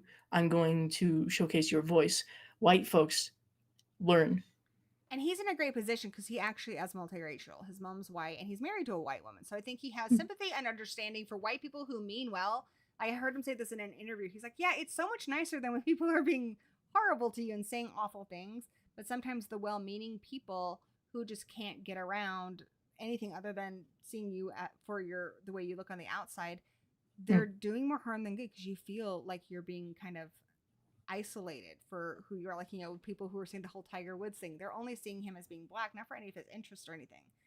Yeah. Interestingly, in that movie, the one person who actually sees him and wants to inhabit his body is doing it because he has a good photographic eye. But nobody else commented on that because they were just like, well, the only thing interesting about you is the color of your skin. And they think that's supportive.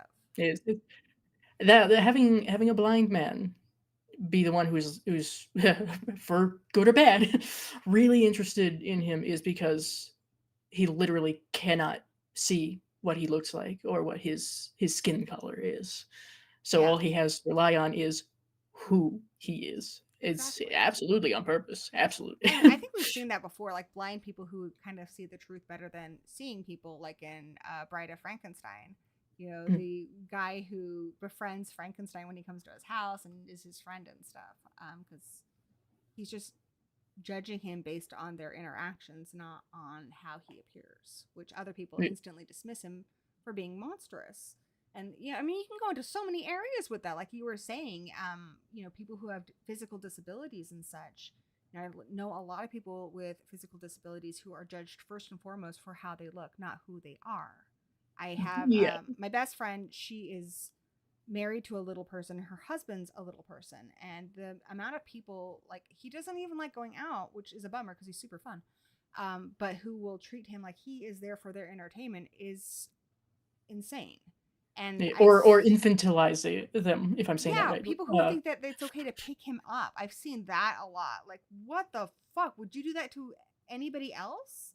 That is completely inappropriate. I've seen people try to make videos of him and stuff. Like, it's completely inappropriate. And I feel like, honestly, to this day, like, a lot of people are getting more aware of how to and not how to behave around certain people, whether they choose to do it or not. A lot of people know that you need to be sensitive to people who have autism and sensitive to people who are, of different, on the LGBT community and stuff. But I feel like the one that just isn't quite connecting with people is little people, where they think it's Mm. entirely okay to treat them like they're not human, that they are just here for your fucking entertainment. This is not a prop. This is a person. Exactly. In the LGBT, or not LGBT, in the little people community, I won't say it because that's bullshit, but the word people use to offensively describe them, it begins with an M, Mm. is still used in movies all the time. And I find that really Yeah. gross and upsetting. And I won't watch stuff like that, just like I wouldn't if somebody used the N word to describe a black person. It grosses me out. I will handle Mm. it if the creator is aware and they're making you aware that it's wrong. Stephen King does this a lot. He'll have really awful characters be racist. And Yeah. that's fine, especially if it's set in the 70s or something when that's more common. I don't think people do that as much, get away with it now. But for the stuff he's writing, when it was written, and the particular characters, I don't think Stephen King's ever tried to tell us that that is acceptable behavior. No, But it's showcasing the stupidity, if you will. Kind of like, as something of a comparison, kind of like Mel Brooks with Blazing Saddles. Yes, a yes, lot of this is really bad language and behavior. That's the point. exactly, exactly. And what frustrates me is stuff with little people. They use that word like it's comedy, and it's really not. It's really, really hurtful. And Mm. even I don't give a flying fuck if you've met a little person who's like, it's okay. Because a lot of them are trained to be like, that's how you get along with people. Mm. Ask them if they'd be okay with you calling their kid that. I guarantee you the answer's fucking no. My Mm. friend, my friend's husband, yeah, I even know people who he used to work with and stuff when he was younger, and he would allow it to fly. But when he had kids, his tune changed on that. You don't call his fucking kid that. Some changes, if you will, need to be made by not by the people in the community. Certainly not. They have spent more than enough time trying to teach others.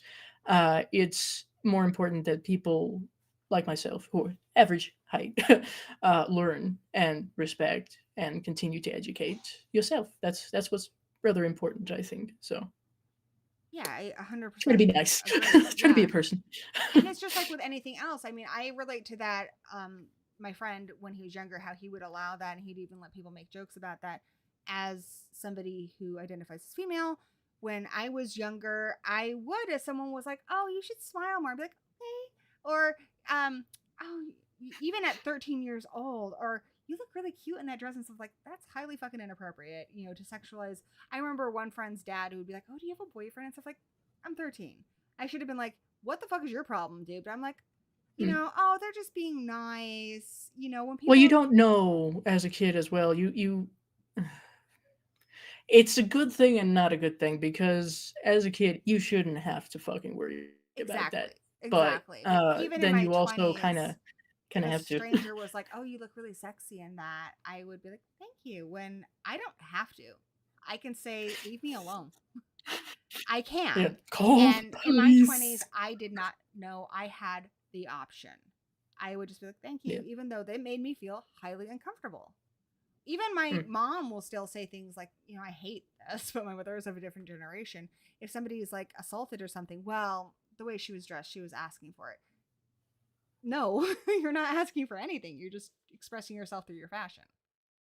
And that really sucks That's that you a can't. choice of clothing because they felt good in wearing that clothing. It's not for you. Exactly.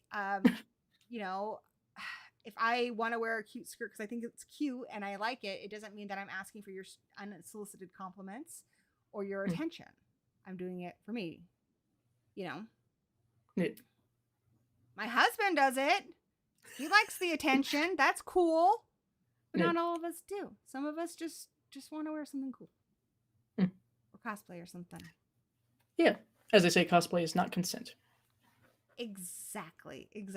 So, and it's okay. I don't want people to get confused and be like, well, can I not compliment people? Because I fucking compliment people all the time. And I'm fully aware, as much as I talk to children and stuff that are not my children, as a man, I would probably be canceled by now. I'm a little too willing to talk to strangers for my own good. But like, I remember I was walking through Target the other day and this girl was holding up like this dress and you could tell she was kind of thinking about it. I'm like, dude, you should buy that. That would look, that color would look really good on you. And I'm just like, would you still get away with that if you were a dude? I don't know. But I think your intent is clear. If you're just trying to be nice and share something nice to somebody, like if it's truly like you think somebody is just a beautiful person and be like, wow, you just have a really great life. Maybe instead of saying, I think a lot of times people say someone has a beautiful smile when they just have a beautiful quality about them that's shining. Maybe see that. But yeah, perhaps describe the smile like your smile is very bright. It's lovely. It's very warm. Something. If nothing else, once again, ask. Just ask. I think when it comes off as sexual, like that is a kind of intimacy that you are not afforded to being a stranger. You should not say that. I would never go up to anybody, male or female, and be like, dude, you sexy. That's fucked. I wouldn't do that. But I would be like, dude, those shoes, like, love them. Where'd you get those? Like, I always know someone genuinely is complimenting my outfit when they ask me where I got it. Yeah. I mean, like I would in my theater class, I complimented people on like their hat, their jacket, whatever. Exactly. But there is no way in hell, even though I know these people a bit more now, certainly not like friends, but I know them a bit more. There is no way in hell I would tell any of them, your boobs look great today. No, but if it was a friend who I know is okay with that, yes, absolutely. And it depends on your relationship and the amount of intimacy you have with it. I have girlfriends who I will be like, oh, dude, your boobs are fantastic. I have a friend that I regularly motorboat her. That is our relationship. We have been friends since we were 16. I'm not going to do that to a total stranger. Assault. Exactly. Her and I mean, we've showered together just to share time, save time getting ready. We're like sisters. Water. Exactly. But we're practically sisters. So my level of intimacy with her is of the kind that's allowed. But somebody I'm just meeting for the first time, I would not say that to. I might be like, I love your energy. You're super fun to hang out with. Yeah, that's super, that thing you said, like, you phrased it perfectly. Things like that. Those are the compliments I'm going to give to a stranger. Or if it's about their appearance, I might be like, those boots are killer. Where the frick did you get those? Because I need me a pair.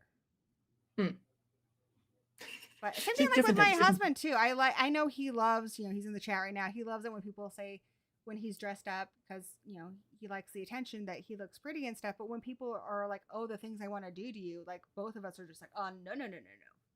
I'm calling the police. That we are calling the police now.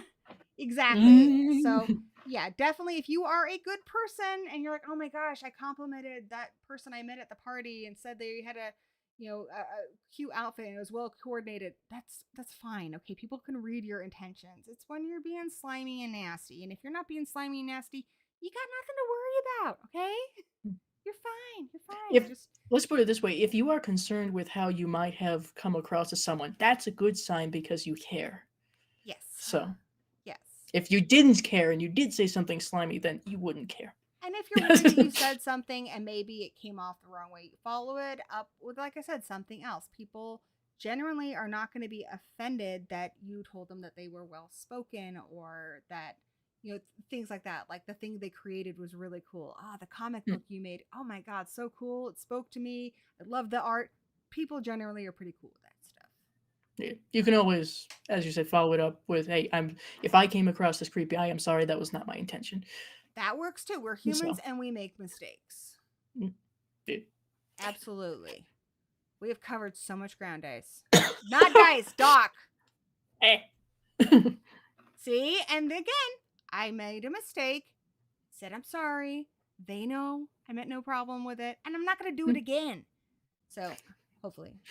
It's not intentional. It's still very early as well, so I don't, people will people will still refer to me as nice. That's fine. I make mistakes all the time, guys. I do. I make mistakes. My friend's son who transitioned in their late teens, I had a really hard. I changed this person's diapers. I had a really hard time, and not because I didn't respect their decision and all that, just because it was a habit to refer to them by this name and these pronouns. But every time I messed up, I said, I am so sorry. It is not due to lack of respect. It's just a habit that I need to retrain myself on. I need to do better. I am sorry. I'm working on it. And they didn't get offended. I think usually if you're being honest and you're doing your best, and now I never make that mistake anymore. I never do. But it did take me probably about a month of being a dumbass. Well, even I, as someone who is known by several different names, who is technically parallel, if you will, to the trans community, I'll mess up. Yeah. But I will correct myself immediately there if I happen to catch it. And if someone else catches it, then I'll be like, yes, you're absolutely right. My bad. She or he or what have you. Yes, So exactly. As long as you're willing to be corrected about it, the people who double down, like, again, we talked about little people earlier. That's the one thing where I will correct people, like, hey, that word you used, the M word, it's not appropriate. They don't like it. And they're like, oh, but I have a friend who said, I don't give a flying fuck. You don't get to speak for all little their people. personal. And you're on my show, or if you're live on YouTube, you don't get to speak for all little people. So don't use that fucking word. I don't even speak for the LGBTQ plus community and the non-binary community. Exactly. Absolutely not. I speak for me. There is that stigma. There is this idea. I've heard a lot of people say this, where like, oh, if their black friend says it's okay to use the N word, they can't. No, they don't get to speak for all black people. You don't get to use that word. I don't give a shit what anybody has told you and what color their skin was. You don't get to use offensive words in the company of I mean, I guess if you're by yourself, I don't care. If it's not hurting anybody, I guess I don't give a shit. I don't see the point. But especially if you're online, don't use you have a friend or you have loads of friends who are little people, whatever, as an excuse. You need to do better because your audience is full of a lot of different people who may not think it's as funny or endearing as you do, who might be offended, and nobody deserves to feel like they're not a part of the group. You know? Like we should all, I tell my son this a lot because my son likes a lot of edgy humor. And I always say it depends on your company. If you're with, like, you know, he and I are both LGBT. We make some jokes that are probably not great in like mixed company, but with our company, it's fine. But I said, you need to look at your entire audience. And if you're online, you do not know the scope of that audience. And if anybody is going to feel like they are less than or undervalued by your humor, don't say that joke. It's not appropriate. You need to look at your audiences. If I say something that is offensive, then that means that I mean to offend someone that I'm saying that about, but it is never because of someone's race or identity or anything like that. I prefer fair. I will make a MAGA joke and I don't care. Yeah. So I'm sorry. That's more of a generalized statement that they brought onto themselves. They were asking for it with the hats, anyway. Yeah. But sometimes I will make fun of myself and I realize, you know what? I don't speak for all pan people. I don't get to make those kind of things, especially when I'm like online or in a forum where other people might not appreciate that. So, you know, I mean, guys. I have and most likely will in the future spoken in a very loose term on behalf of the LGBTQ plus community, but only in the sense of like, this is what I have heard, this is what I have observed, this is what I've experienced. I'm not saying this is what it's like for everybody. That would be a horrifically broad stroke. But to boost, like I had said earlier, if it's by means of these are the concerns that I am noticing, can we bring some awareness to that? then that's a little Absolutely. bit different. And you So should speak your mind and stuff because more likely than not, you will connect to other people who are like, I have had this experience too. We've mm, connected on a lot of things. We've had very different lives. You and I have already connected on a lot of things in just this stream by sharing our thoughts on things. And mm, that's how you learn and you grow and you raise awareness to certain issues. But again, even, you guys are watching this stream, and even just Doc and I are not the foremost authorities and everything. You might hear something completely different from other people. And I think that's the best thing. You're doing the best thing right now. You're just listening to people and allowing them to state their opinions and, you know, don't interacting with an open heart and mind, so to speak. exactly just be open to hearing things. And absolutely, if you think something that I have said, especially, is offensive or wrong, or you've heard some, I want to hear about it. I Yeah. am not emotionally tied to my fandoms, my likes, or my opinions. I want to be challenged because that's the only way I learn. Yeah. Well, just like since we do reviews, a lot of people in the space do reviews. Someone might be hesitant or apologize for saying, "Well, I didn't really like this movie as much as you." Fine, great, Don't fantastic. You're apologize. living your own life. You're having your own experiences. Wonderful. What are the movies you like? Exactly. Danny Great. has one of his popular reviews on Horror Addicts is a negative review of ATM. He and I absolutely fucking hated it. But there are a lot of people who are like, "Oh, I'm sorry, but I really liked it." Do not apologize. One, you like a horror movie. You're officially in our top percentage of people who are cool. Welcome. But Come and in. but you should never apologize. I like a lot of things that are not popular. I love the movie The Greasy Strangler, and I would say most people don't like it, but it's fine. It's cool. I absolutely love it, and I love to hear the movies I really don't like. Famously, I've talked about this a lot. I don't like the movie Funny Games. But a girl at CryptoCon did a panel on it, and I sat in on that, and I actually talked to her for like an hour afterwards. And I wanted to hear why she liked it, and I fully understand its appeal to people. I mean, at least from her point of view, I would love to hear more. But and I also recognize I still don't like it, but I have respect for it, more respect for it than I did before. You're seeing a different perspective, and I think that's what is tremendously interesting. Like Ken and Ashley Sledge of Sledgehammer Horror say, if we were all the same, it'd be really fucking boring. Absolutely. So yeah, I like this movie. You didn't. Wonderful. You like this movie. I thought it was absolutely trash, but I am glad that you found something that you liked in it. That's wonderful. I still I hate the think movie, that's but something that's great. I think that's something you and I both do on our channels is we try to take these movies that we've heard constantly from our friends even, well, that's kind of crappy. And we're like, no, but here's the brilliance of it. I feel like you and I do that a lot. Like I've heard you do it with like Phantom of Paradise and some other films like that get dismissed. And you're like, no, this is actually genius. And it's nice. Like I don't need to convert anybody. I don't need you to also think that the Leprechaun, the first movie, is brilliant. Um, but if you'll at least respect my opinion and maybe not be so quick to say it's shit if you don't like it, maybe just be like, you know what, it's not for me. I feel like we've made progress. You don't have to Yeah. love it. Just, respect it maybe a bit more. Yeah, like I said, different perspectives. That's great. I love to hear and share perhaps perspectives that people didn't think about. And I have had a couple of people a few different times say, "Wow, I never saw this like that. I gotta rewatch it now." It's cool, good. This is why I never say that a horror movie is worthless, I don't think that even they are. even nefarious. Okay, I did not say it was worthless. I Never have an once. amendment to that. I do think Mm, the only time I would say any film of regardless of genre is worthless is when it's entirely made for the wrong reasons. There are a lot of studio films that have a lot of money people that get their fingers in there and they don't mm, really care about art so much as they care about ticking boxes. And I feel like there can be a big misunderstanding. But even then, I do feel like they're trying to tell a good story. But mm. every so often, I will see a lot of these movies that try to be intentionally bad, like really low budget movies that try to be intentionally bad. Something like, I hate to say One this. of the Mickey Mouse movie. That would be a good one. One, I hate to say this word out loud, but it is the name of the movie, Retarded. It's about zombie people who are on the spectrum, and it's Oh highly offensive, no. and that's the joke. And they put no effort into it. I'm gonna say that's crap. When your amount of effort and what you're trying to do is nil. But I am also open to having my opinion changed on that. So if somebody who made one of those movies was like, no, I actually did care or something, I am open to being challenged. I'm always open to being challenged.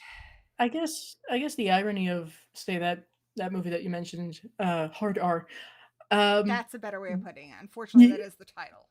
Is well, the irony of that is that, yeah, let's say that they had absolutely no intention other than to offend people and just make a outdated joke.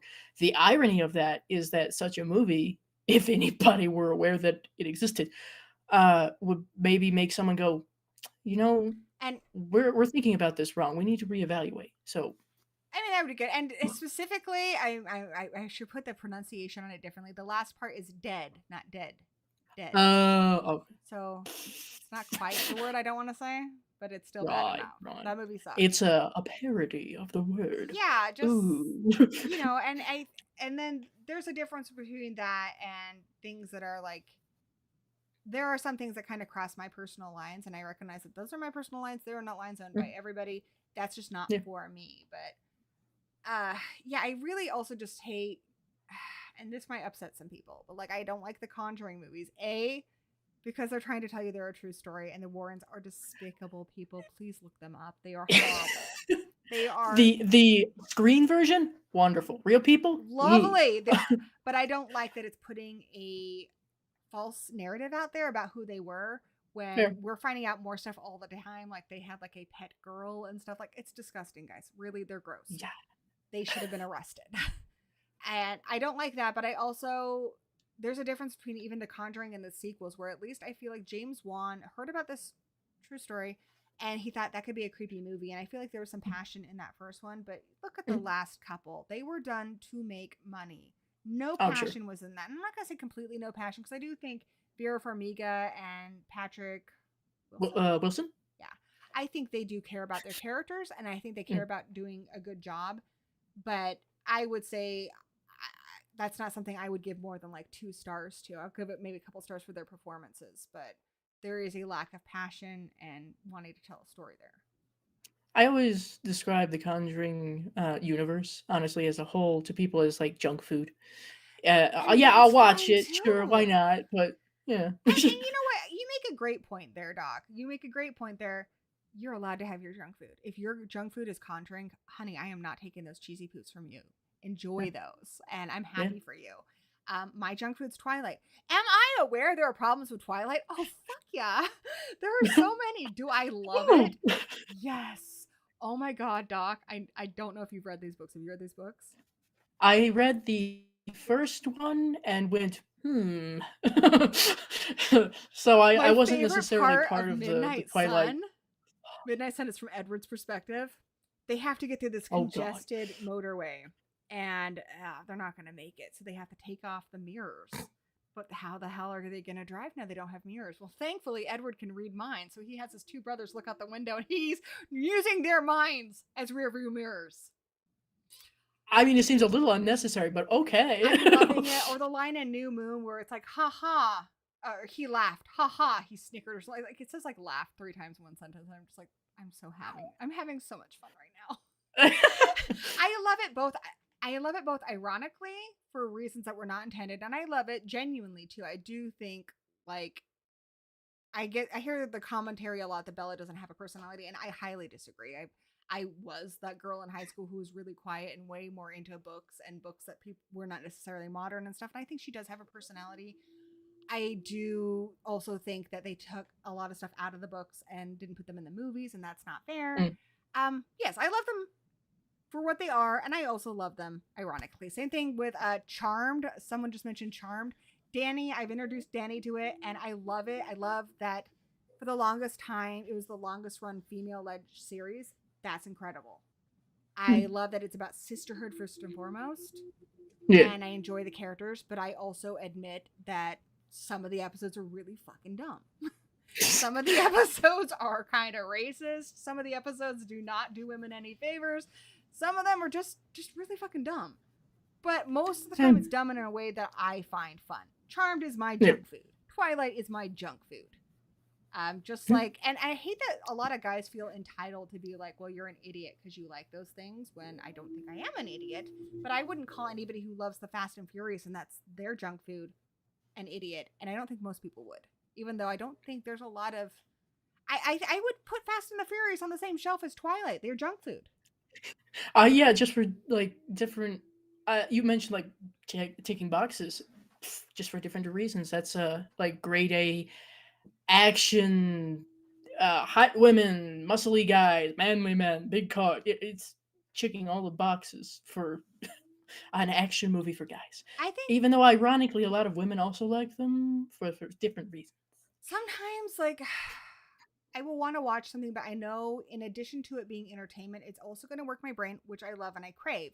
Sometimes I am not awake enough or mentally in a place where I can handle that. Like, I like movies like Miss 45, but because it is a rape revenge movie and stuff, that's going to require a lot from me. And I may not be willing to give that to a form of entertainment. I might just want to watch Twilight, where I don't really have to give it anything. Its themes are not that complex.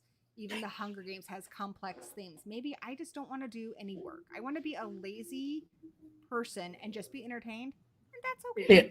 That's okay. Yeah. Because people can be multifaceted, you know? Someone could enjoy Curse of the Queer Wolf and also like something really in depth that's on the other end. I think you deserve that. If you watch, I've watched some movies that I just have not been able to figure out, and I know it's just because I'm just not smart enough for said movie. One I fully admit that I don't freaking get, but everyone loves it, is Killing of a Sacred Deer. I don't get it, guys. I don't fucking get it. Please explain it to me, because I don't get it. I have not seen it. I plead the fifth. But yeah, a lot of movies. Skinamarink is one I had a hard time with. I didn't get it. That one seems more. I describe it because I did watch it, of course, sitting on my own in my room as usual. I describe it as an ambiance movie, and it seems comparable to me to the feeling of if you're a little kid, you're house sitting for somebody, you wake up in the middle of the night and you go looking for your parents and you can't find them. That's what it feels like to me. Now, I've heard other people say that it's like the scariest movie they've ever seen. Okay. Have you seen anything else? I will say, for that curious. movie, I even watched it initially with Danny in a dark room at night, and I thought that was enough to even really appreciate it and just not think it was a waste of my time. I had to watch it with headphones alone in the dark, and then I was like, okay, a couple parts of this are creeping me out.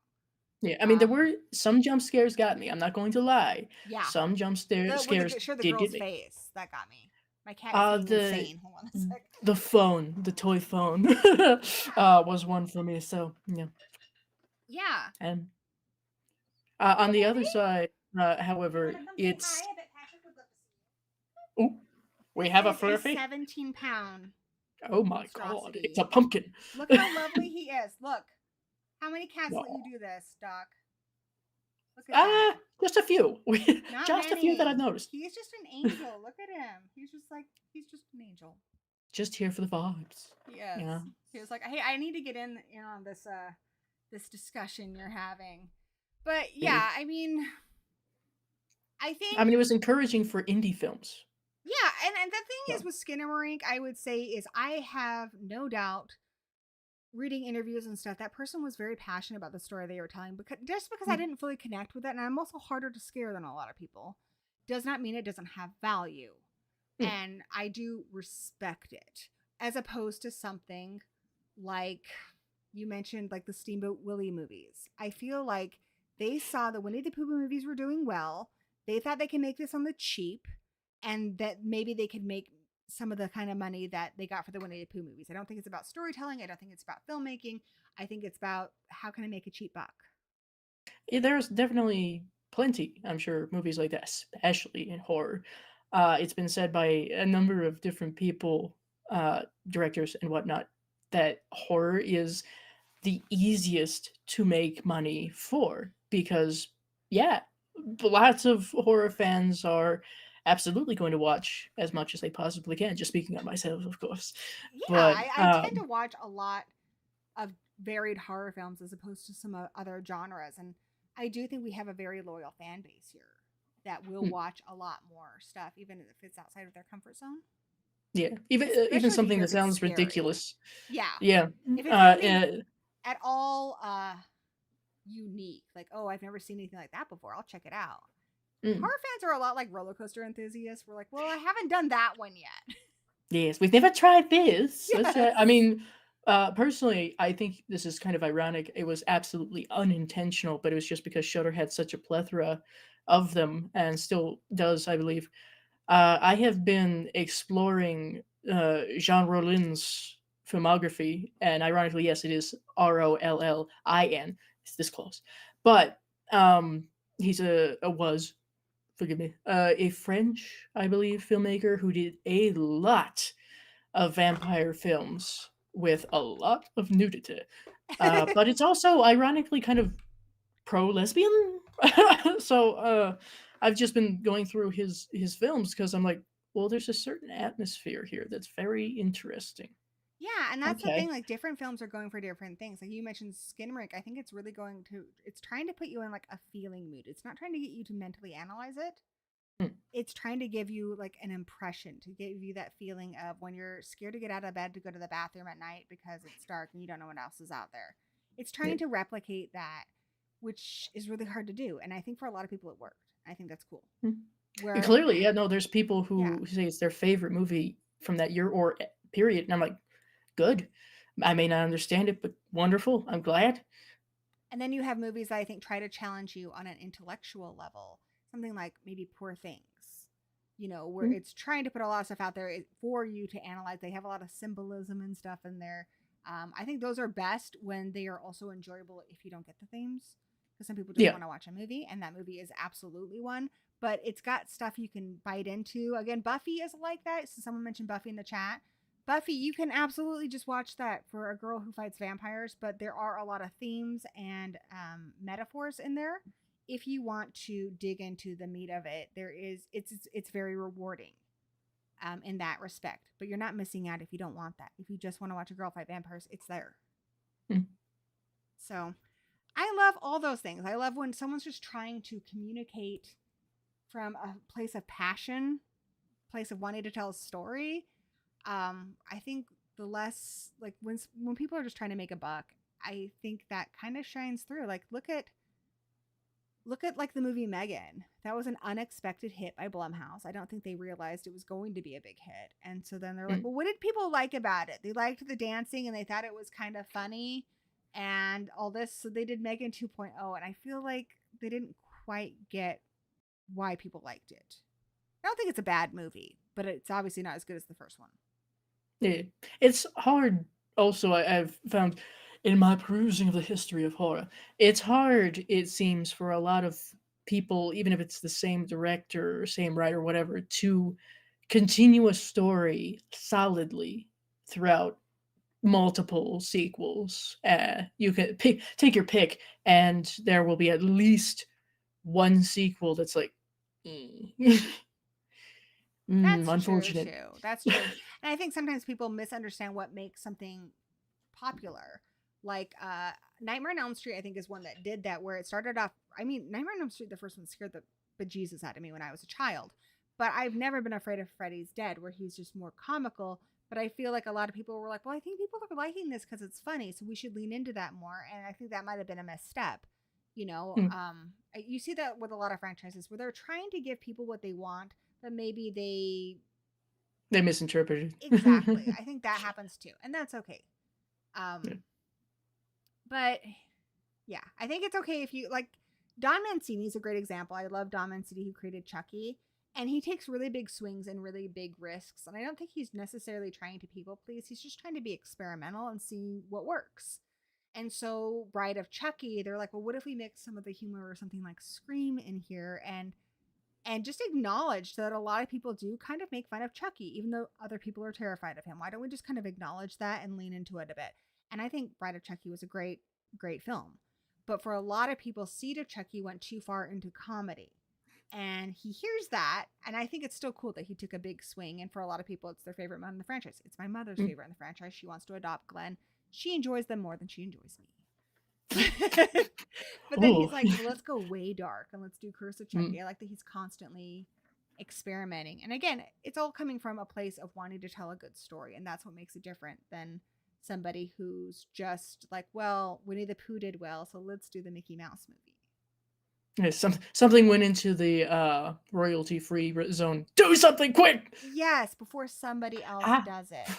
Because and that's the unfortunate thing too, is that it seems like, much like on YouTube, the first one or the first handful of people to jump on something get the most push behind it, and it's both understandable and frustrating for someone like me who does not have a theater whom will show the latest horror movies on, and so I have to wait, and thus I can very, very rarely get right on top of a review for a movie that is fresh because I just don't have access to it. So it's unfortunate, but at the same time, there's also, with movies and with videos, what they call, of course, evergreen.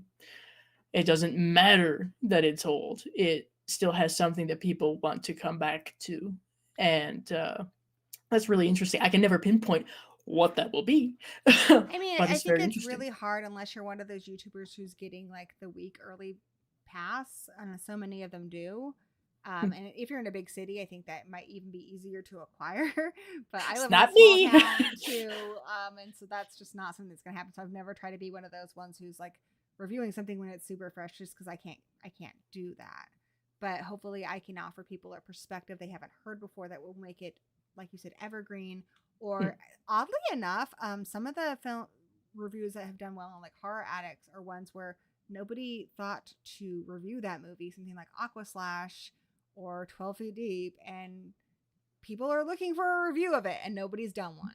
You know, people are always curious, even if it seems like a weird, obscure film. Yeah, I've had, just as a viewer perspective, I have had many different instances where I've watched something that's obscure and bizarre. I'm like, has anybody else seen this? Please tell me. And then I go looking, there's like one. In that. I loved Uninvited for the longest time, but I couldn't remember what the title of it was. I was just like, it's the movie with the mutant cat that pukes up a smaller mutant cat. And nobody for the longest time was like, they're like, you dreamed that. You're crazy. And then finally Dan was like, I don't know what it's called either, but I remember this movie. So I was hoping it wasn't like a Mandela effect thing. No, it exists. Yeah. So that's kind of fun too, when you find something weird and you're just like, has anybody else seen this? And I think sometimes with the really weird ones, something like The Suckling, people are just like, has anybody else had this experience? Like, have you seen it? I need validation. Somebody else. I keep forgetting the proper pronunciation, but order of the name. Forgive me. But Boomer and Gabby from Podcast in the Woods, I believe. I'm so sorry. Boomer specifically found me because I reviewed a movie that he had just seen. It was like, has anybody seen this? And I popped up with my little ridiculous review, is Monster Dog with Alice Cooper. Alice Cooper, I have that movie. Yes. Yes, I bought it. Why? Because Alice Cooper. Yes, I bought it because they were closing out Hollywood Hastings, and I'm like, oh, Alice Cooper, and it's a horror movie. Take my money. It's ridiculous. Those are dogs. But whatever. It was during the 80s. He was making a comeback. But because I made that review, Boomer found me and really enjoyed my humor with things, and we've interacted plenty after that, on my list of friends now, So, see, little things like that. It's very interesting. But just like you said, there's some truth to the concept of, well, nobody's seen that. Yeah, but if I make a review on it and the few people who have seen it, and dare I say the few people who have seen it and like it, want to see if anybody else has seen it, that could be beneficial. I also watch a lot of I watch a lot of Brandon Tenold's channel where he does a lot of cult classics, and sometimes maybe I haven't seen it, but I'll watch it because I'm like, well, what the heck is this? Do I need to see it? Is it gonna be at all entertaining to me? Like, is it Yeah. worth my time, or am I sometimes I'm just happy watching the video? Yeah. Yeah. But, It's just you just want to see them cover it. yeah. And some people will be like that, and that's fine. That's wonderful. You don't want to watch the movie, but you do want to watch me cover it. Thank you. I appreciate Yeah, that very sometimes much. people are just there for the comedy. You know, I do that with a lot of Dr. Wolfie. I'm like, I have no desire to see that, but he's funny, and I'm going to watch his review. And I've watched a lot of your reviews for things I haven't seen, and sometimes I'm like, maybe I need to see this. And sometimes I'm like, that was a good video. I'm glad I watched the video. That was a good video. Thank you for suffering for me. You're Yes, welcome. thank you. We appreciate your suffering. Thanks. Yes, I went through the whole Silent Night, Deadly Night franchise. You're welcome. So, as we're kind of wrapping up here, because you love an obscure movie and you love a weird recommendation, I have watched a few as of late that I think you might be interested in checking out that maybe you haven't seen. I don't know. You've seen a lot, so we'll see if I can find ones. Have you seen Bit? Yes, I have. Yes. I really like that one. It's one of the few movies I've seen where it actually does have a final girl who's trans, and it's got a large female cast. I actually think it's really entertaining, and for the budget, looks pretty freaking good. Yes, I thought that was yeah, sure, maybe it's not a great film, but I thought it was a very interesting film. Part of the LGBTQ plus horror section. Very Yeah.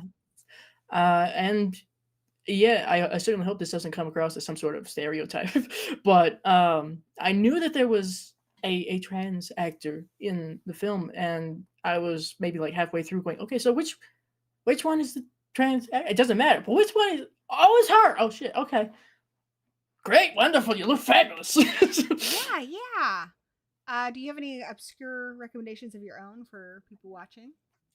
Oh I put you god, on the let's spot, see. didn't I? Okay, here's Oh, something I've discovered recently that I really like. I've decided it's My Little Pony for spooky kids. I love Monster High. Is that weird? oh, I don't like the I'm aware of dolls. the I don't franchise. collect dolls because I don't really. I get kind of more stressed the more stuff I have. But Mm, I started watching the cartoons and I think they're really adorable. Here's the funny thing though. A lot of the cartoons and particularly the live action movies get so much hate, and here is something that I think it's maybe attracting the wrong people or something. maybe. But they are very LGBT plus, which is so rare to find with children's entertainment.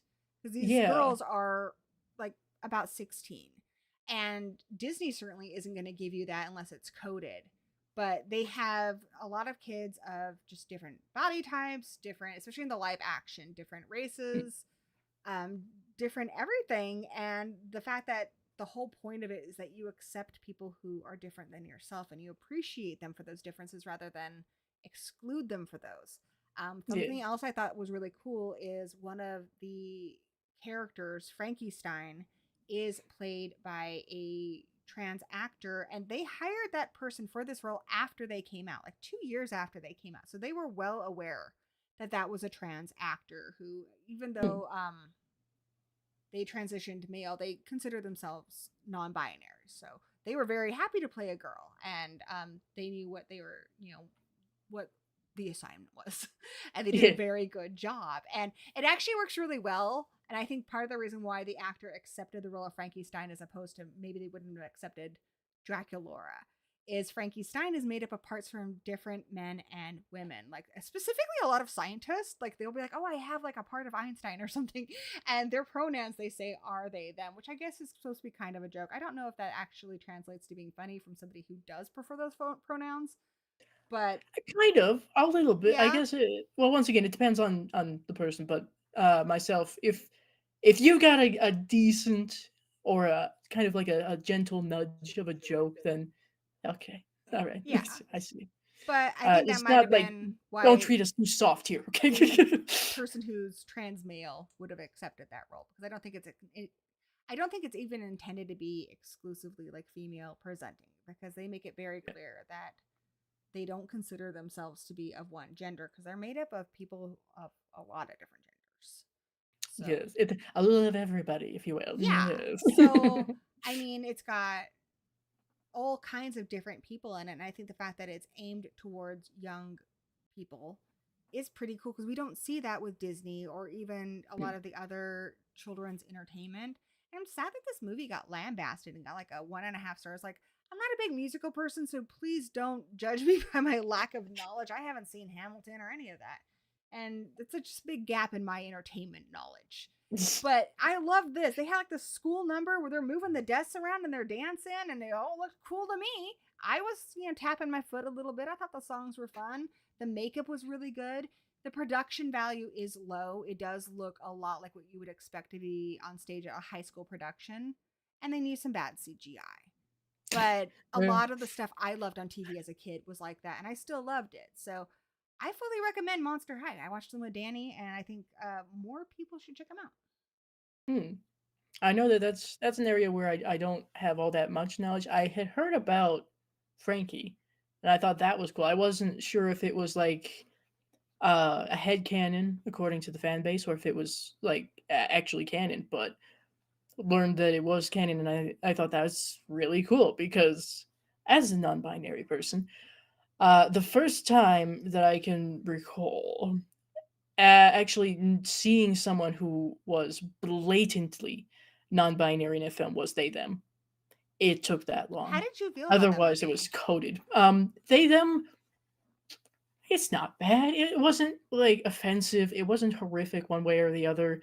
It doesn't mean it was great, but I see it as something of a step, perhaps, that will hopefully open more doors I for liked that LGBTQ plus big names representation. like Kevin Bacon were willing to get involved. I didn't think it was great, Yeah, but I didn't think it was bad either. It was just fine. it's a slasher film. But it's a interesting. It was fine to watch, and I do think it is a step in the right direction. But I think when we start to have shows like more shows like where you just accept that that's that character and it's not a big deal and we don't need to have an after school special about it, we're not going to waste all this time teaching you to be okay with it because you just need to be okay with it. That's when we're going to see like real change with stuff. I know that in Evil Dead Rise, the son, that's a trans actor. I did not know that Yeah, until yeah. afterwards, and I was like, great, they didn't say anything about it. They didn't make it a point of contingency in the plot. Wonderful, thank you.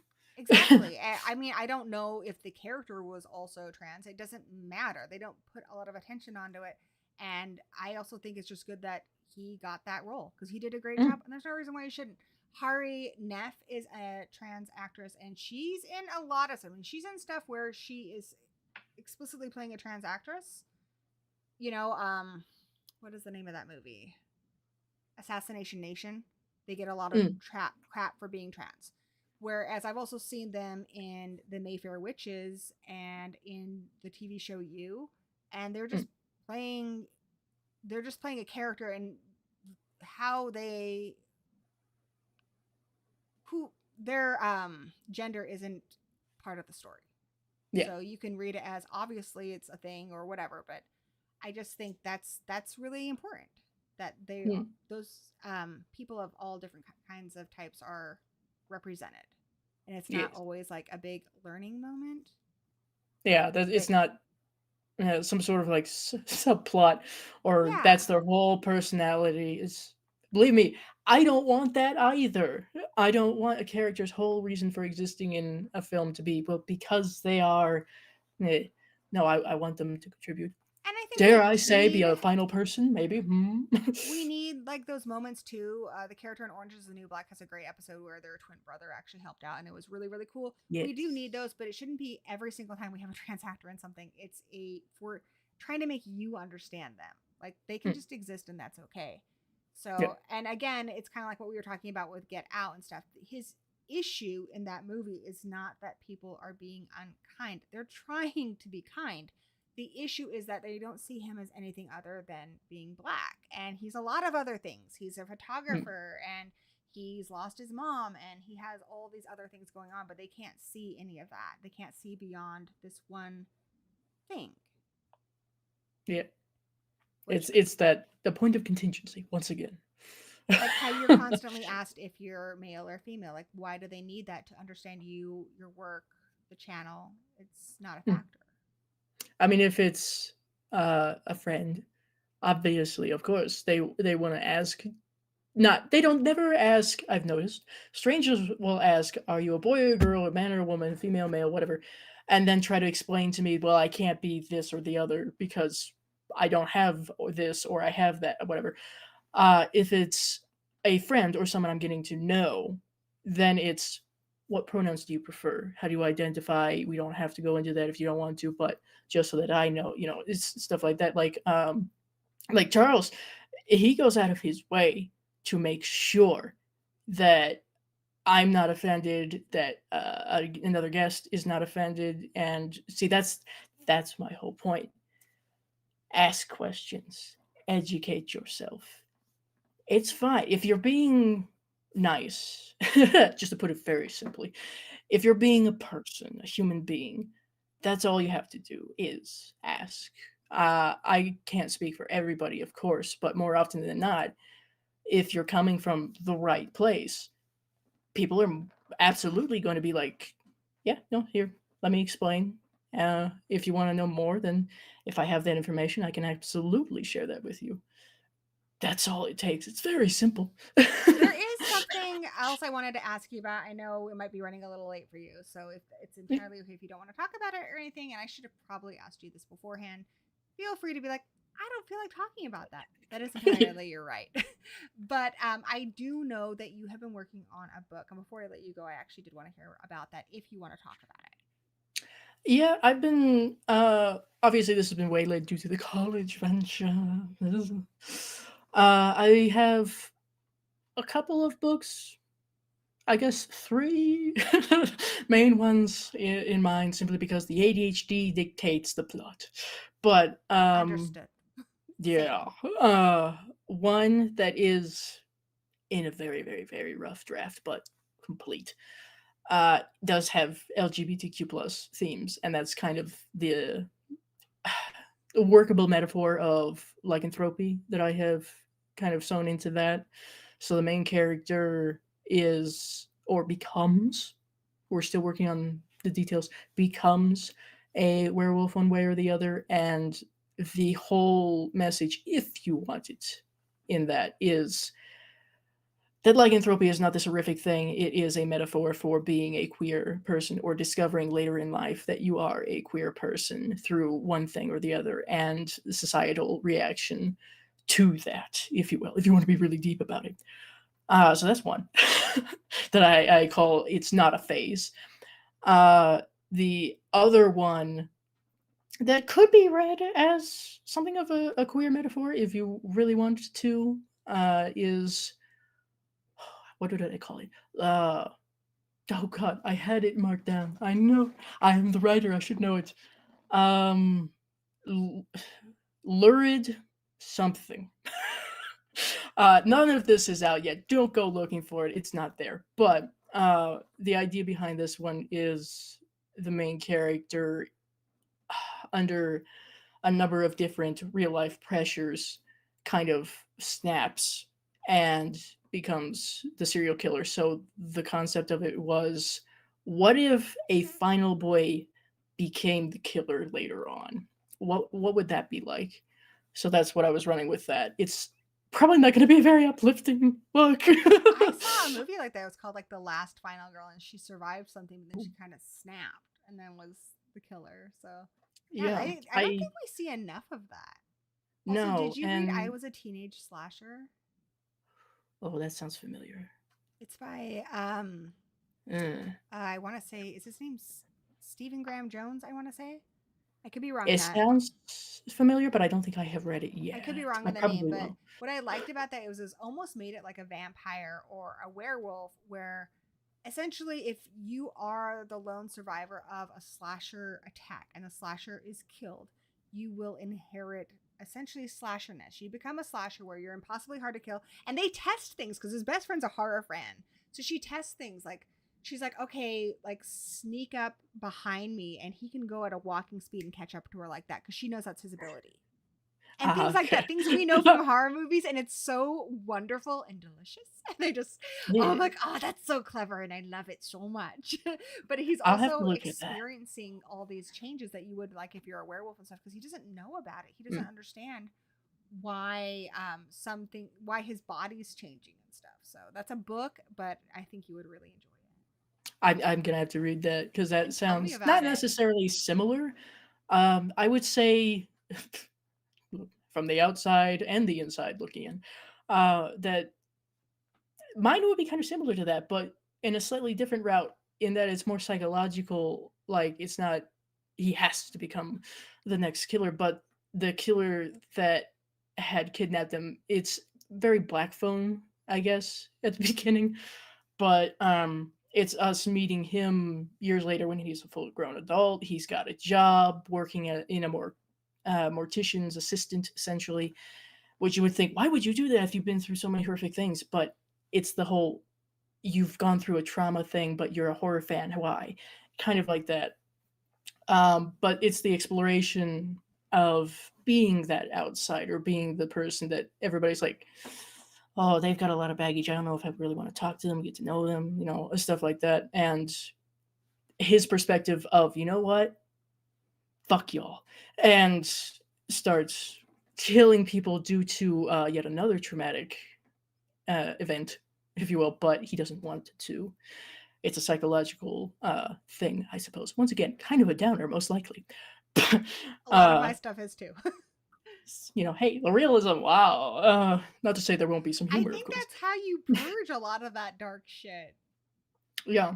I think it's therapeutic, not just for the person who's writing it, because I'm sure I am pouring a lot of stuff that I've dealt with into it in one way or another. I think it's also this strange relationship with one's parents, if you will.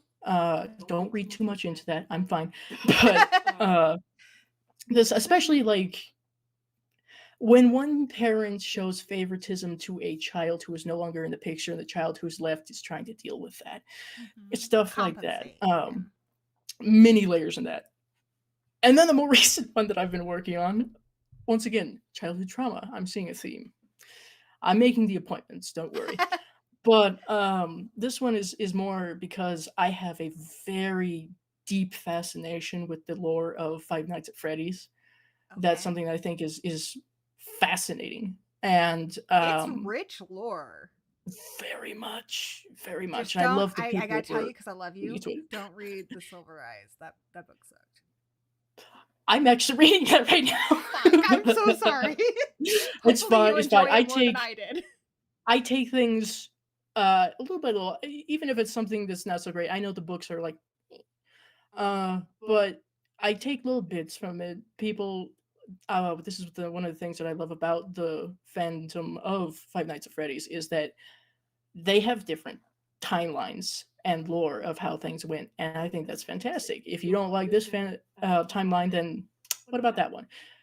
But so I take it kind of like that. But this book is kind of me trying to humor that obsessive portion of my mind when it comes to the lore behind Five Nights at Freddy's without blatantly ripping it off.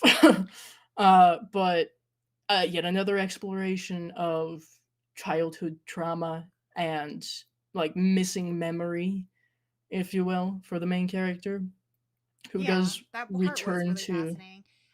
yeah. Another book I want to recommend, and sorry for keeping you so late. Um, another book I want to recommend, because you love lore and stuff. Have you read We Used to Live Here? Oh, I've heard of it. I need It's to. so great. It's a lot like kind of like a creepypasta, but essentially the gist of it is this couple, they are house flippers. And one late day, the more introverted of the couple is at home alone working on stuff when her wife is gone. And this family comes up and they're like, "Hey, we used to live here. Can we come in?" And she's like, "I don't want you to come in," but she tries to make excuses like, "I'll call my wife or something," and she'll tell them no, but she can't get out of it, so she lets them come in, and then it just spirals from there. Like one of their kids goes missing in the house. But what's really fun about this book, whether you listen to the audiobook or you read the book, if you read the book, it's there printed, the Morse code like there's little things at the end of every chapter. There's little Hmm. advertisements for like dolls and stuff, and there's so much lore there to pick through. Like I don't think I even fully understand all of it, but every time I read it, I get more. And it's only one of the only books that's truly terrified me, because I think the idea of having absolutely no control over where you are in space and time and what you're perceiving, and the idea that you can even drive yourself crazy horrifies me. But this house, like, Fair. it changes and you have no real perception of like reality, and it's so scary. But there's so much lore. Interesting. I see. I love it when, especially in the horror space, when people leave that up to their viewers or readers or whatever to fill in the blanks. I love that, because if you give people enough to where it will inspire their creativity to do that, that's great. For one, that means they're going to be coming back. But yeah, no, I love that, and I want to incorporate things like that I love that into kind of this stuff. book. Like you could read it This and not catch all the clues, but if you yeah, do, then you have this but go extra back. fun puzzle. I love a puzzle. Love a puzzle. Yes, And you'll another go thing I back, want to read it again, comment go. on, because I hope you didn't take like me saying, "Hey, that reminds me of this thing," as to say like your No, no, no. idea is like not original. I'm not trying to say that. No, it's different perspective on perhaps a Well, similar I subject. met Marissa Meyer, who wrote Cinder, and it's a really fun book. Which again, her book, it's an interesting, like it's one of those cool big concepts. It's essentially Cinderella, but she's a robot on this moon planet, and everyone's dying. And her whole reason for getting to the prince is he has power, and he also seems like a good person, so she thinks he can help. It's a very different take on Cinderella, and so I talk to people about writing a lot. A lot of people are very reluctant to talk about their projects because they don't want people to steal their ideas. I just asked what her take was on that, and she's like, because her idea is original and stuff, and she said she told lots of people about it, and it wasn't a big deal because only she can write the story that's in her head. So even if Exactly. somebody tried to steal it, most people don't finish a book. It takes a lot of fucking work, and you have to really be I have dedicated. yet to finish one. Yeah, it's hard. But even then, the book they would come out with wouldn't be Cinder. It wouldn't be her book. Just like your book might have some similarities to something I've read, and I'm connecting to it in that way. And that's what I was trying to do. It's not. Yeah, no, no.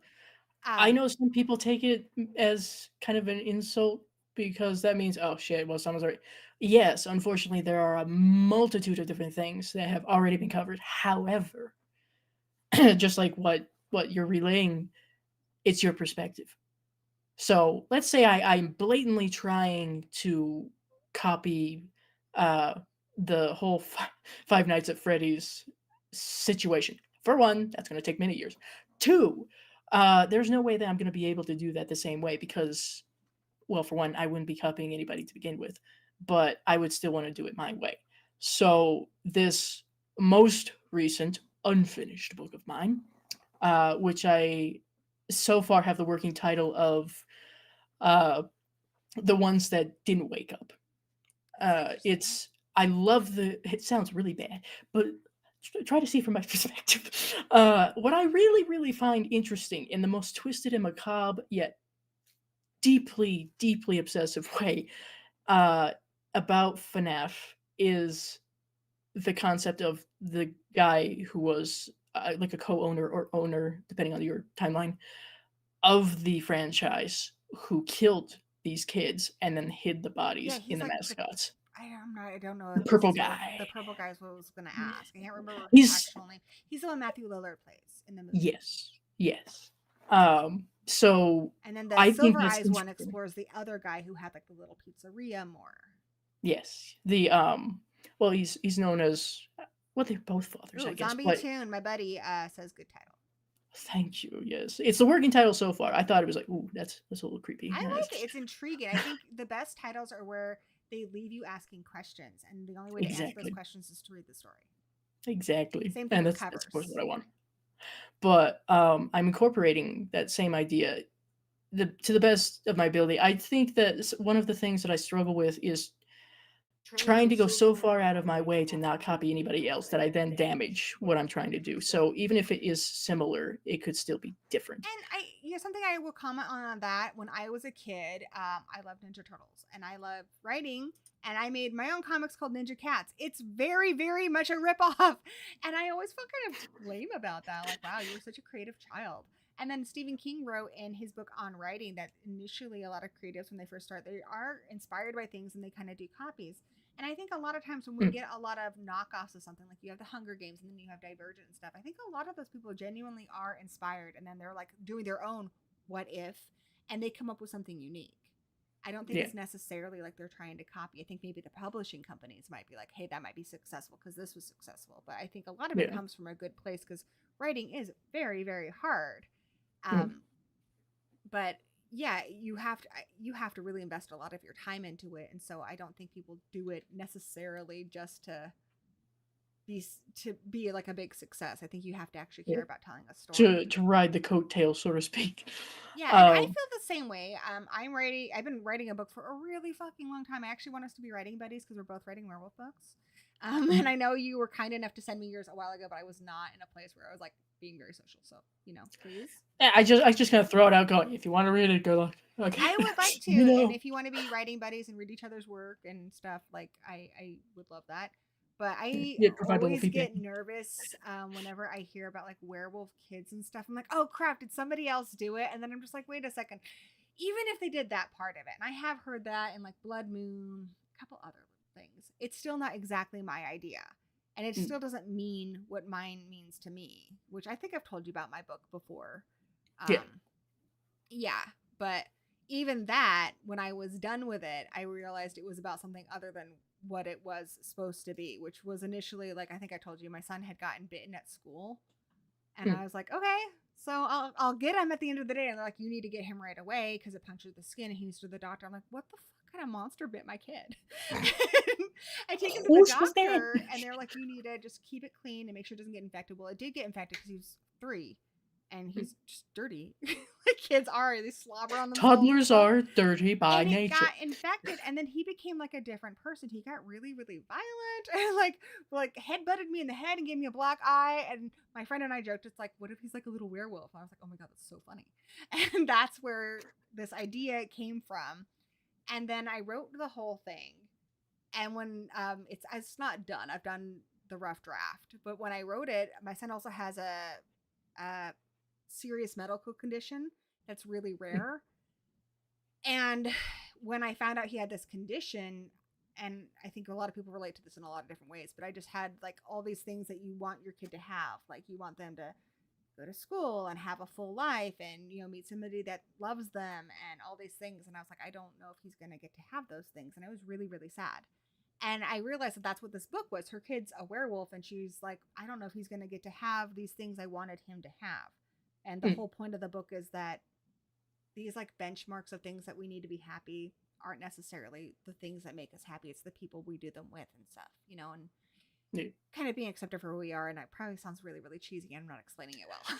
Well, I mean, how should we say? Condensing it into what the core message or messages are can make it sound so shallow, but it's still important, I think, because that, to me, just hearing about it is, well, you have a chronic condition, but that doesn't mean that you have less of a life. That doesn't mean you deserve less in life. And I mean, I have a chronic condition. Well, a couple probably. I have a dear friend who gave me the nickname Doc. She's wheelchair bound. She has severe MS. And she is one of the most active people and the most bright people that I have ever met. So yeah, she went skydiving. I'm like, what? Exactly. So like just having a condition doesn't mean that you're not going to have thrills in your life. It doesn't mean you're not going to have romance. It doesn't mean that you're not going to have achievements.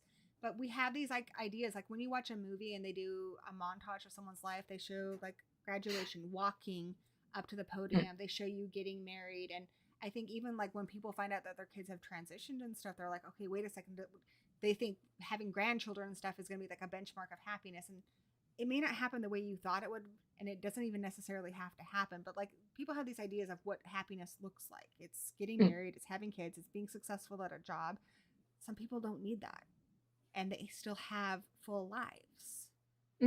It's just a different version of a happy life. My brother has not had a serious romance at all in his life, and I think he has a very full and happy life. And I don't think you need that to be happy. I don't think he's missing out. Just like I know people who are married and don't have children, and people are always like, so when are you going to have kids? They don't need to have children to have a full life. I guess that's what this book is about, is these ideas of what we need. And the character is from this position because she's a foster kid. So she thinks because she didn't have these things, that's why she's unhappy. But she didn't need those things necessarily. Yeah. Hopefully this doesn't sound the stereotypical American dream is not necessarily what you think it should But I be. didn't think of this stuff when I wrote it. I was really just thinking of like, oh, there's gonna be some cool stuff and some funny stuff and some action. The other thing too is, so her kid is bitten in an area because werewolves have territory. So there are two kinds of werewolves in my book. There are people who are born or essentially bitten. Like you, if you're a born werewolf, you can bite somebody, and it's considered to be like a gift. So throughout history, a lot of wolves, and you find out later on other kinds of animals, have bitten people so they can hide in plain sight. People who are like persecuted and stuff. So like with some of the native people, some of the wolves were like, we can help you. You know, you can hide. You won't be persecuted by these people. Just the same way these wolves learned how to hide in plain sight, because in Europe, after the whole fairy tale thing, wolves were nearly eradicated. So a lot of the wolves learned how to become human. And you can pass this gift along once. You can bite somebody and they will turn into a wolf too. You cannot, if you are a bitten person, pass it on to somebody else, because they become like the monster movie ones. They are tall and freaky. They hurt people. They have no conscience or anything. They're just a wild, rabid animal. Those are curs. And usually they're completely destroyed right away. But this one guy, because he doesn't want to be destroyed, he starts his whole group, like his own pack of curs, and they're really, really feared, and they have their own territory, and he has like a whole motorcycle gang and stuff. This sounds really dumb, I know. Anyway, so her son is bitten in that territory, which is a little confusing because the curs have taken over that area, but that also, you belong to the people of your territory, but you also belong to the people who bit you. So he was bitten by a little girl who cannot change. That's the other thing. If you are bitten, you can't necessarily have children in the same normal way as, like, if you were born, your kid's like you. But if you're bitten and you have kids, you might have a kid like her kid who's really feral but never changes. She's just really bitey. So he's bitten by this girl, and so he belongs to their pack, but he also could be claimed by this really scary biker gang of curs, which they're going to want him because they can't have children. You absolutely just can't. It's not possible. So they have no children in their group, but they do feel like they're a family and stuff. And so their leader is like, oh my gosh, like, we have the rights to this kid. We're going to get him. And then this other pack are like, well, she couldn't possibly know how to raise a kid who's going to turn into a monster, like into a wolf. Like, she's just going to get hurt. So for their own good, we're going to take him to protect him from the bad pack and to protect her from her kid. But again, as when my son was little, I was constantly told, because in my early 20s, that I wasn't enough, that I couldn't do enough because I was a single mom. I couldn't understand enough. People wouldn't trust me if I'd be like, I feel like he's got like an infection or something. I need him to be seen right away. People would treat me like I was irrational. Nobody trusted me. There's just one 20-something-year-old stupid girl. And that's how she feels, like, because everyone's like, you're just one human. You can't possibly handle what's been put in your lap. And she does. So I don't know. I probably told you way too much about that. The explanation of the story is the exposition. Anyway, if you want to be writer buddies, we can. Yeah. Always looking for some feedback, as it were. Do you have any Once writer I actually buddies? finish something. Say what? Do you have any writer buddies? Let's see. I feel like maybe one or two, maybe. They often tend to be better. I mean, from what I've understood how it works, Stephen King says your first draft should be a closed door draft, which means it's just you and you don't let other people shape the things that are in your head, like get it out on paper. But the second draft, you can start asking people, and I mean, you can organize it however you want, but I think it's fun to ask people, like, okay, I'm intending this with like this character. Is it come across? I mean, if the character's supposed to be unlikable and they love them, maybe I haven't done what I wanted to do. You know, maybe not, or maybe your friend is just a sadist. That's possible. So like, I am doing the second draft now. So like, if you were interested in reading that, whatever, that'd be cool. And I'd like to read you have the first draft done for your it's not a phase. The first one, yeah. It's not more or less. I need to go back because I've left that alone for a while, which is not a bad thing, of course. But the other two are absolutely not finished. And you guys in the chat, we just told you all of our like very personal story ideas. Yes. I totally already trademarked them. Don't try it. Yeah, let us know what you think of them and if those are things you may want to read if they ever get done. Eventually, We'll I promise. see. That's why at least one. So, but it's also hard when you're in college and stuff too. So, like, I remember. Yeah, I'm doing that. a lot of reading, but for a different reason. Yeah, I had. What's your degree's acting, right? Well, the degree that they offered that has to do with acting is theater. Ah, But in theater, I am doing acting. So I guess you could say my major is theater with a specialty in acting.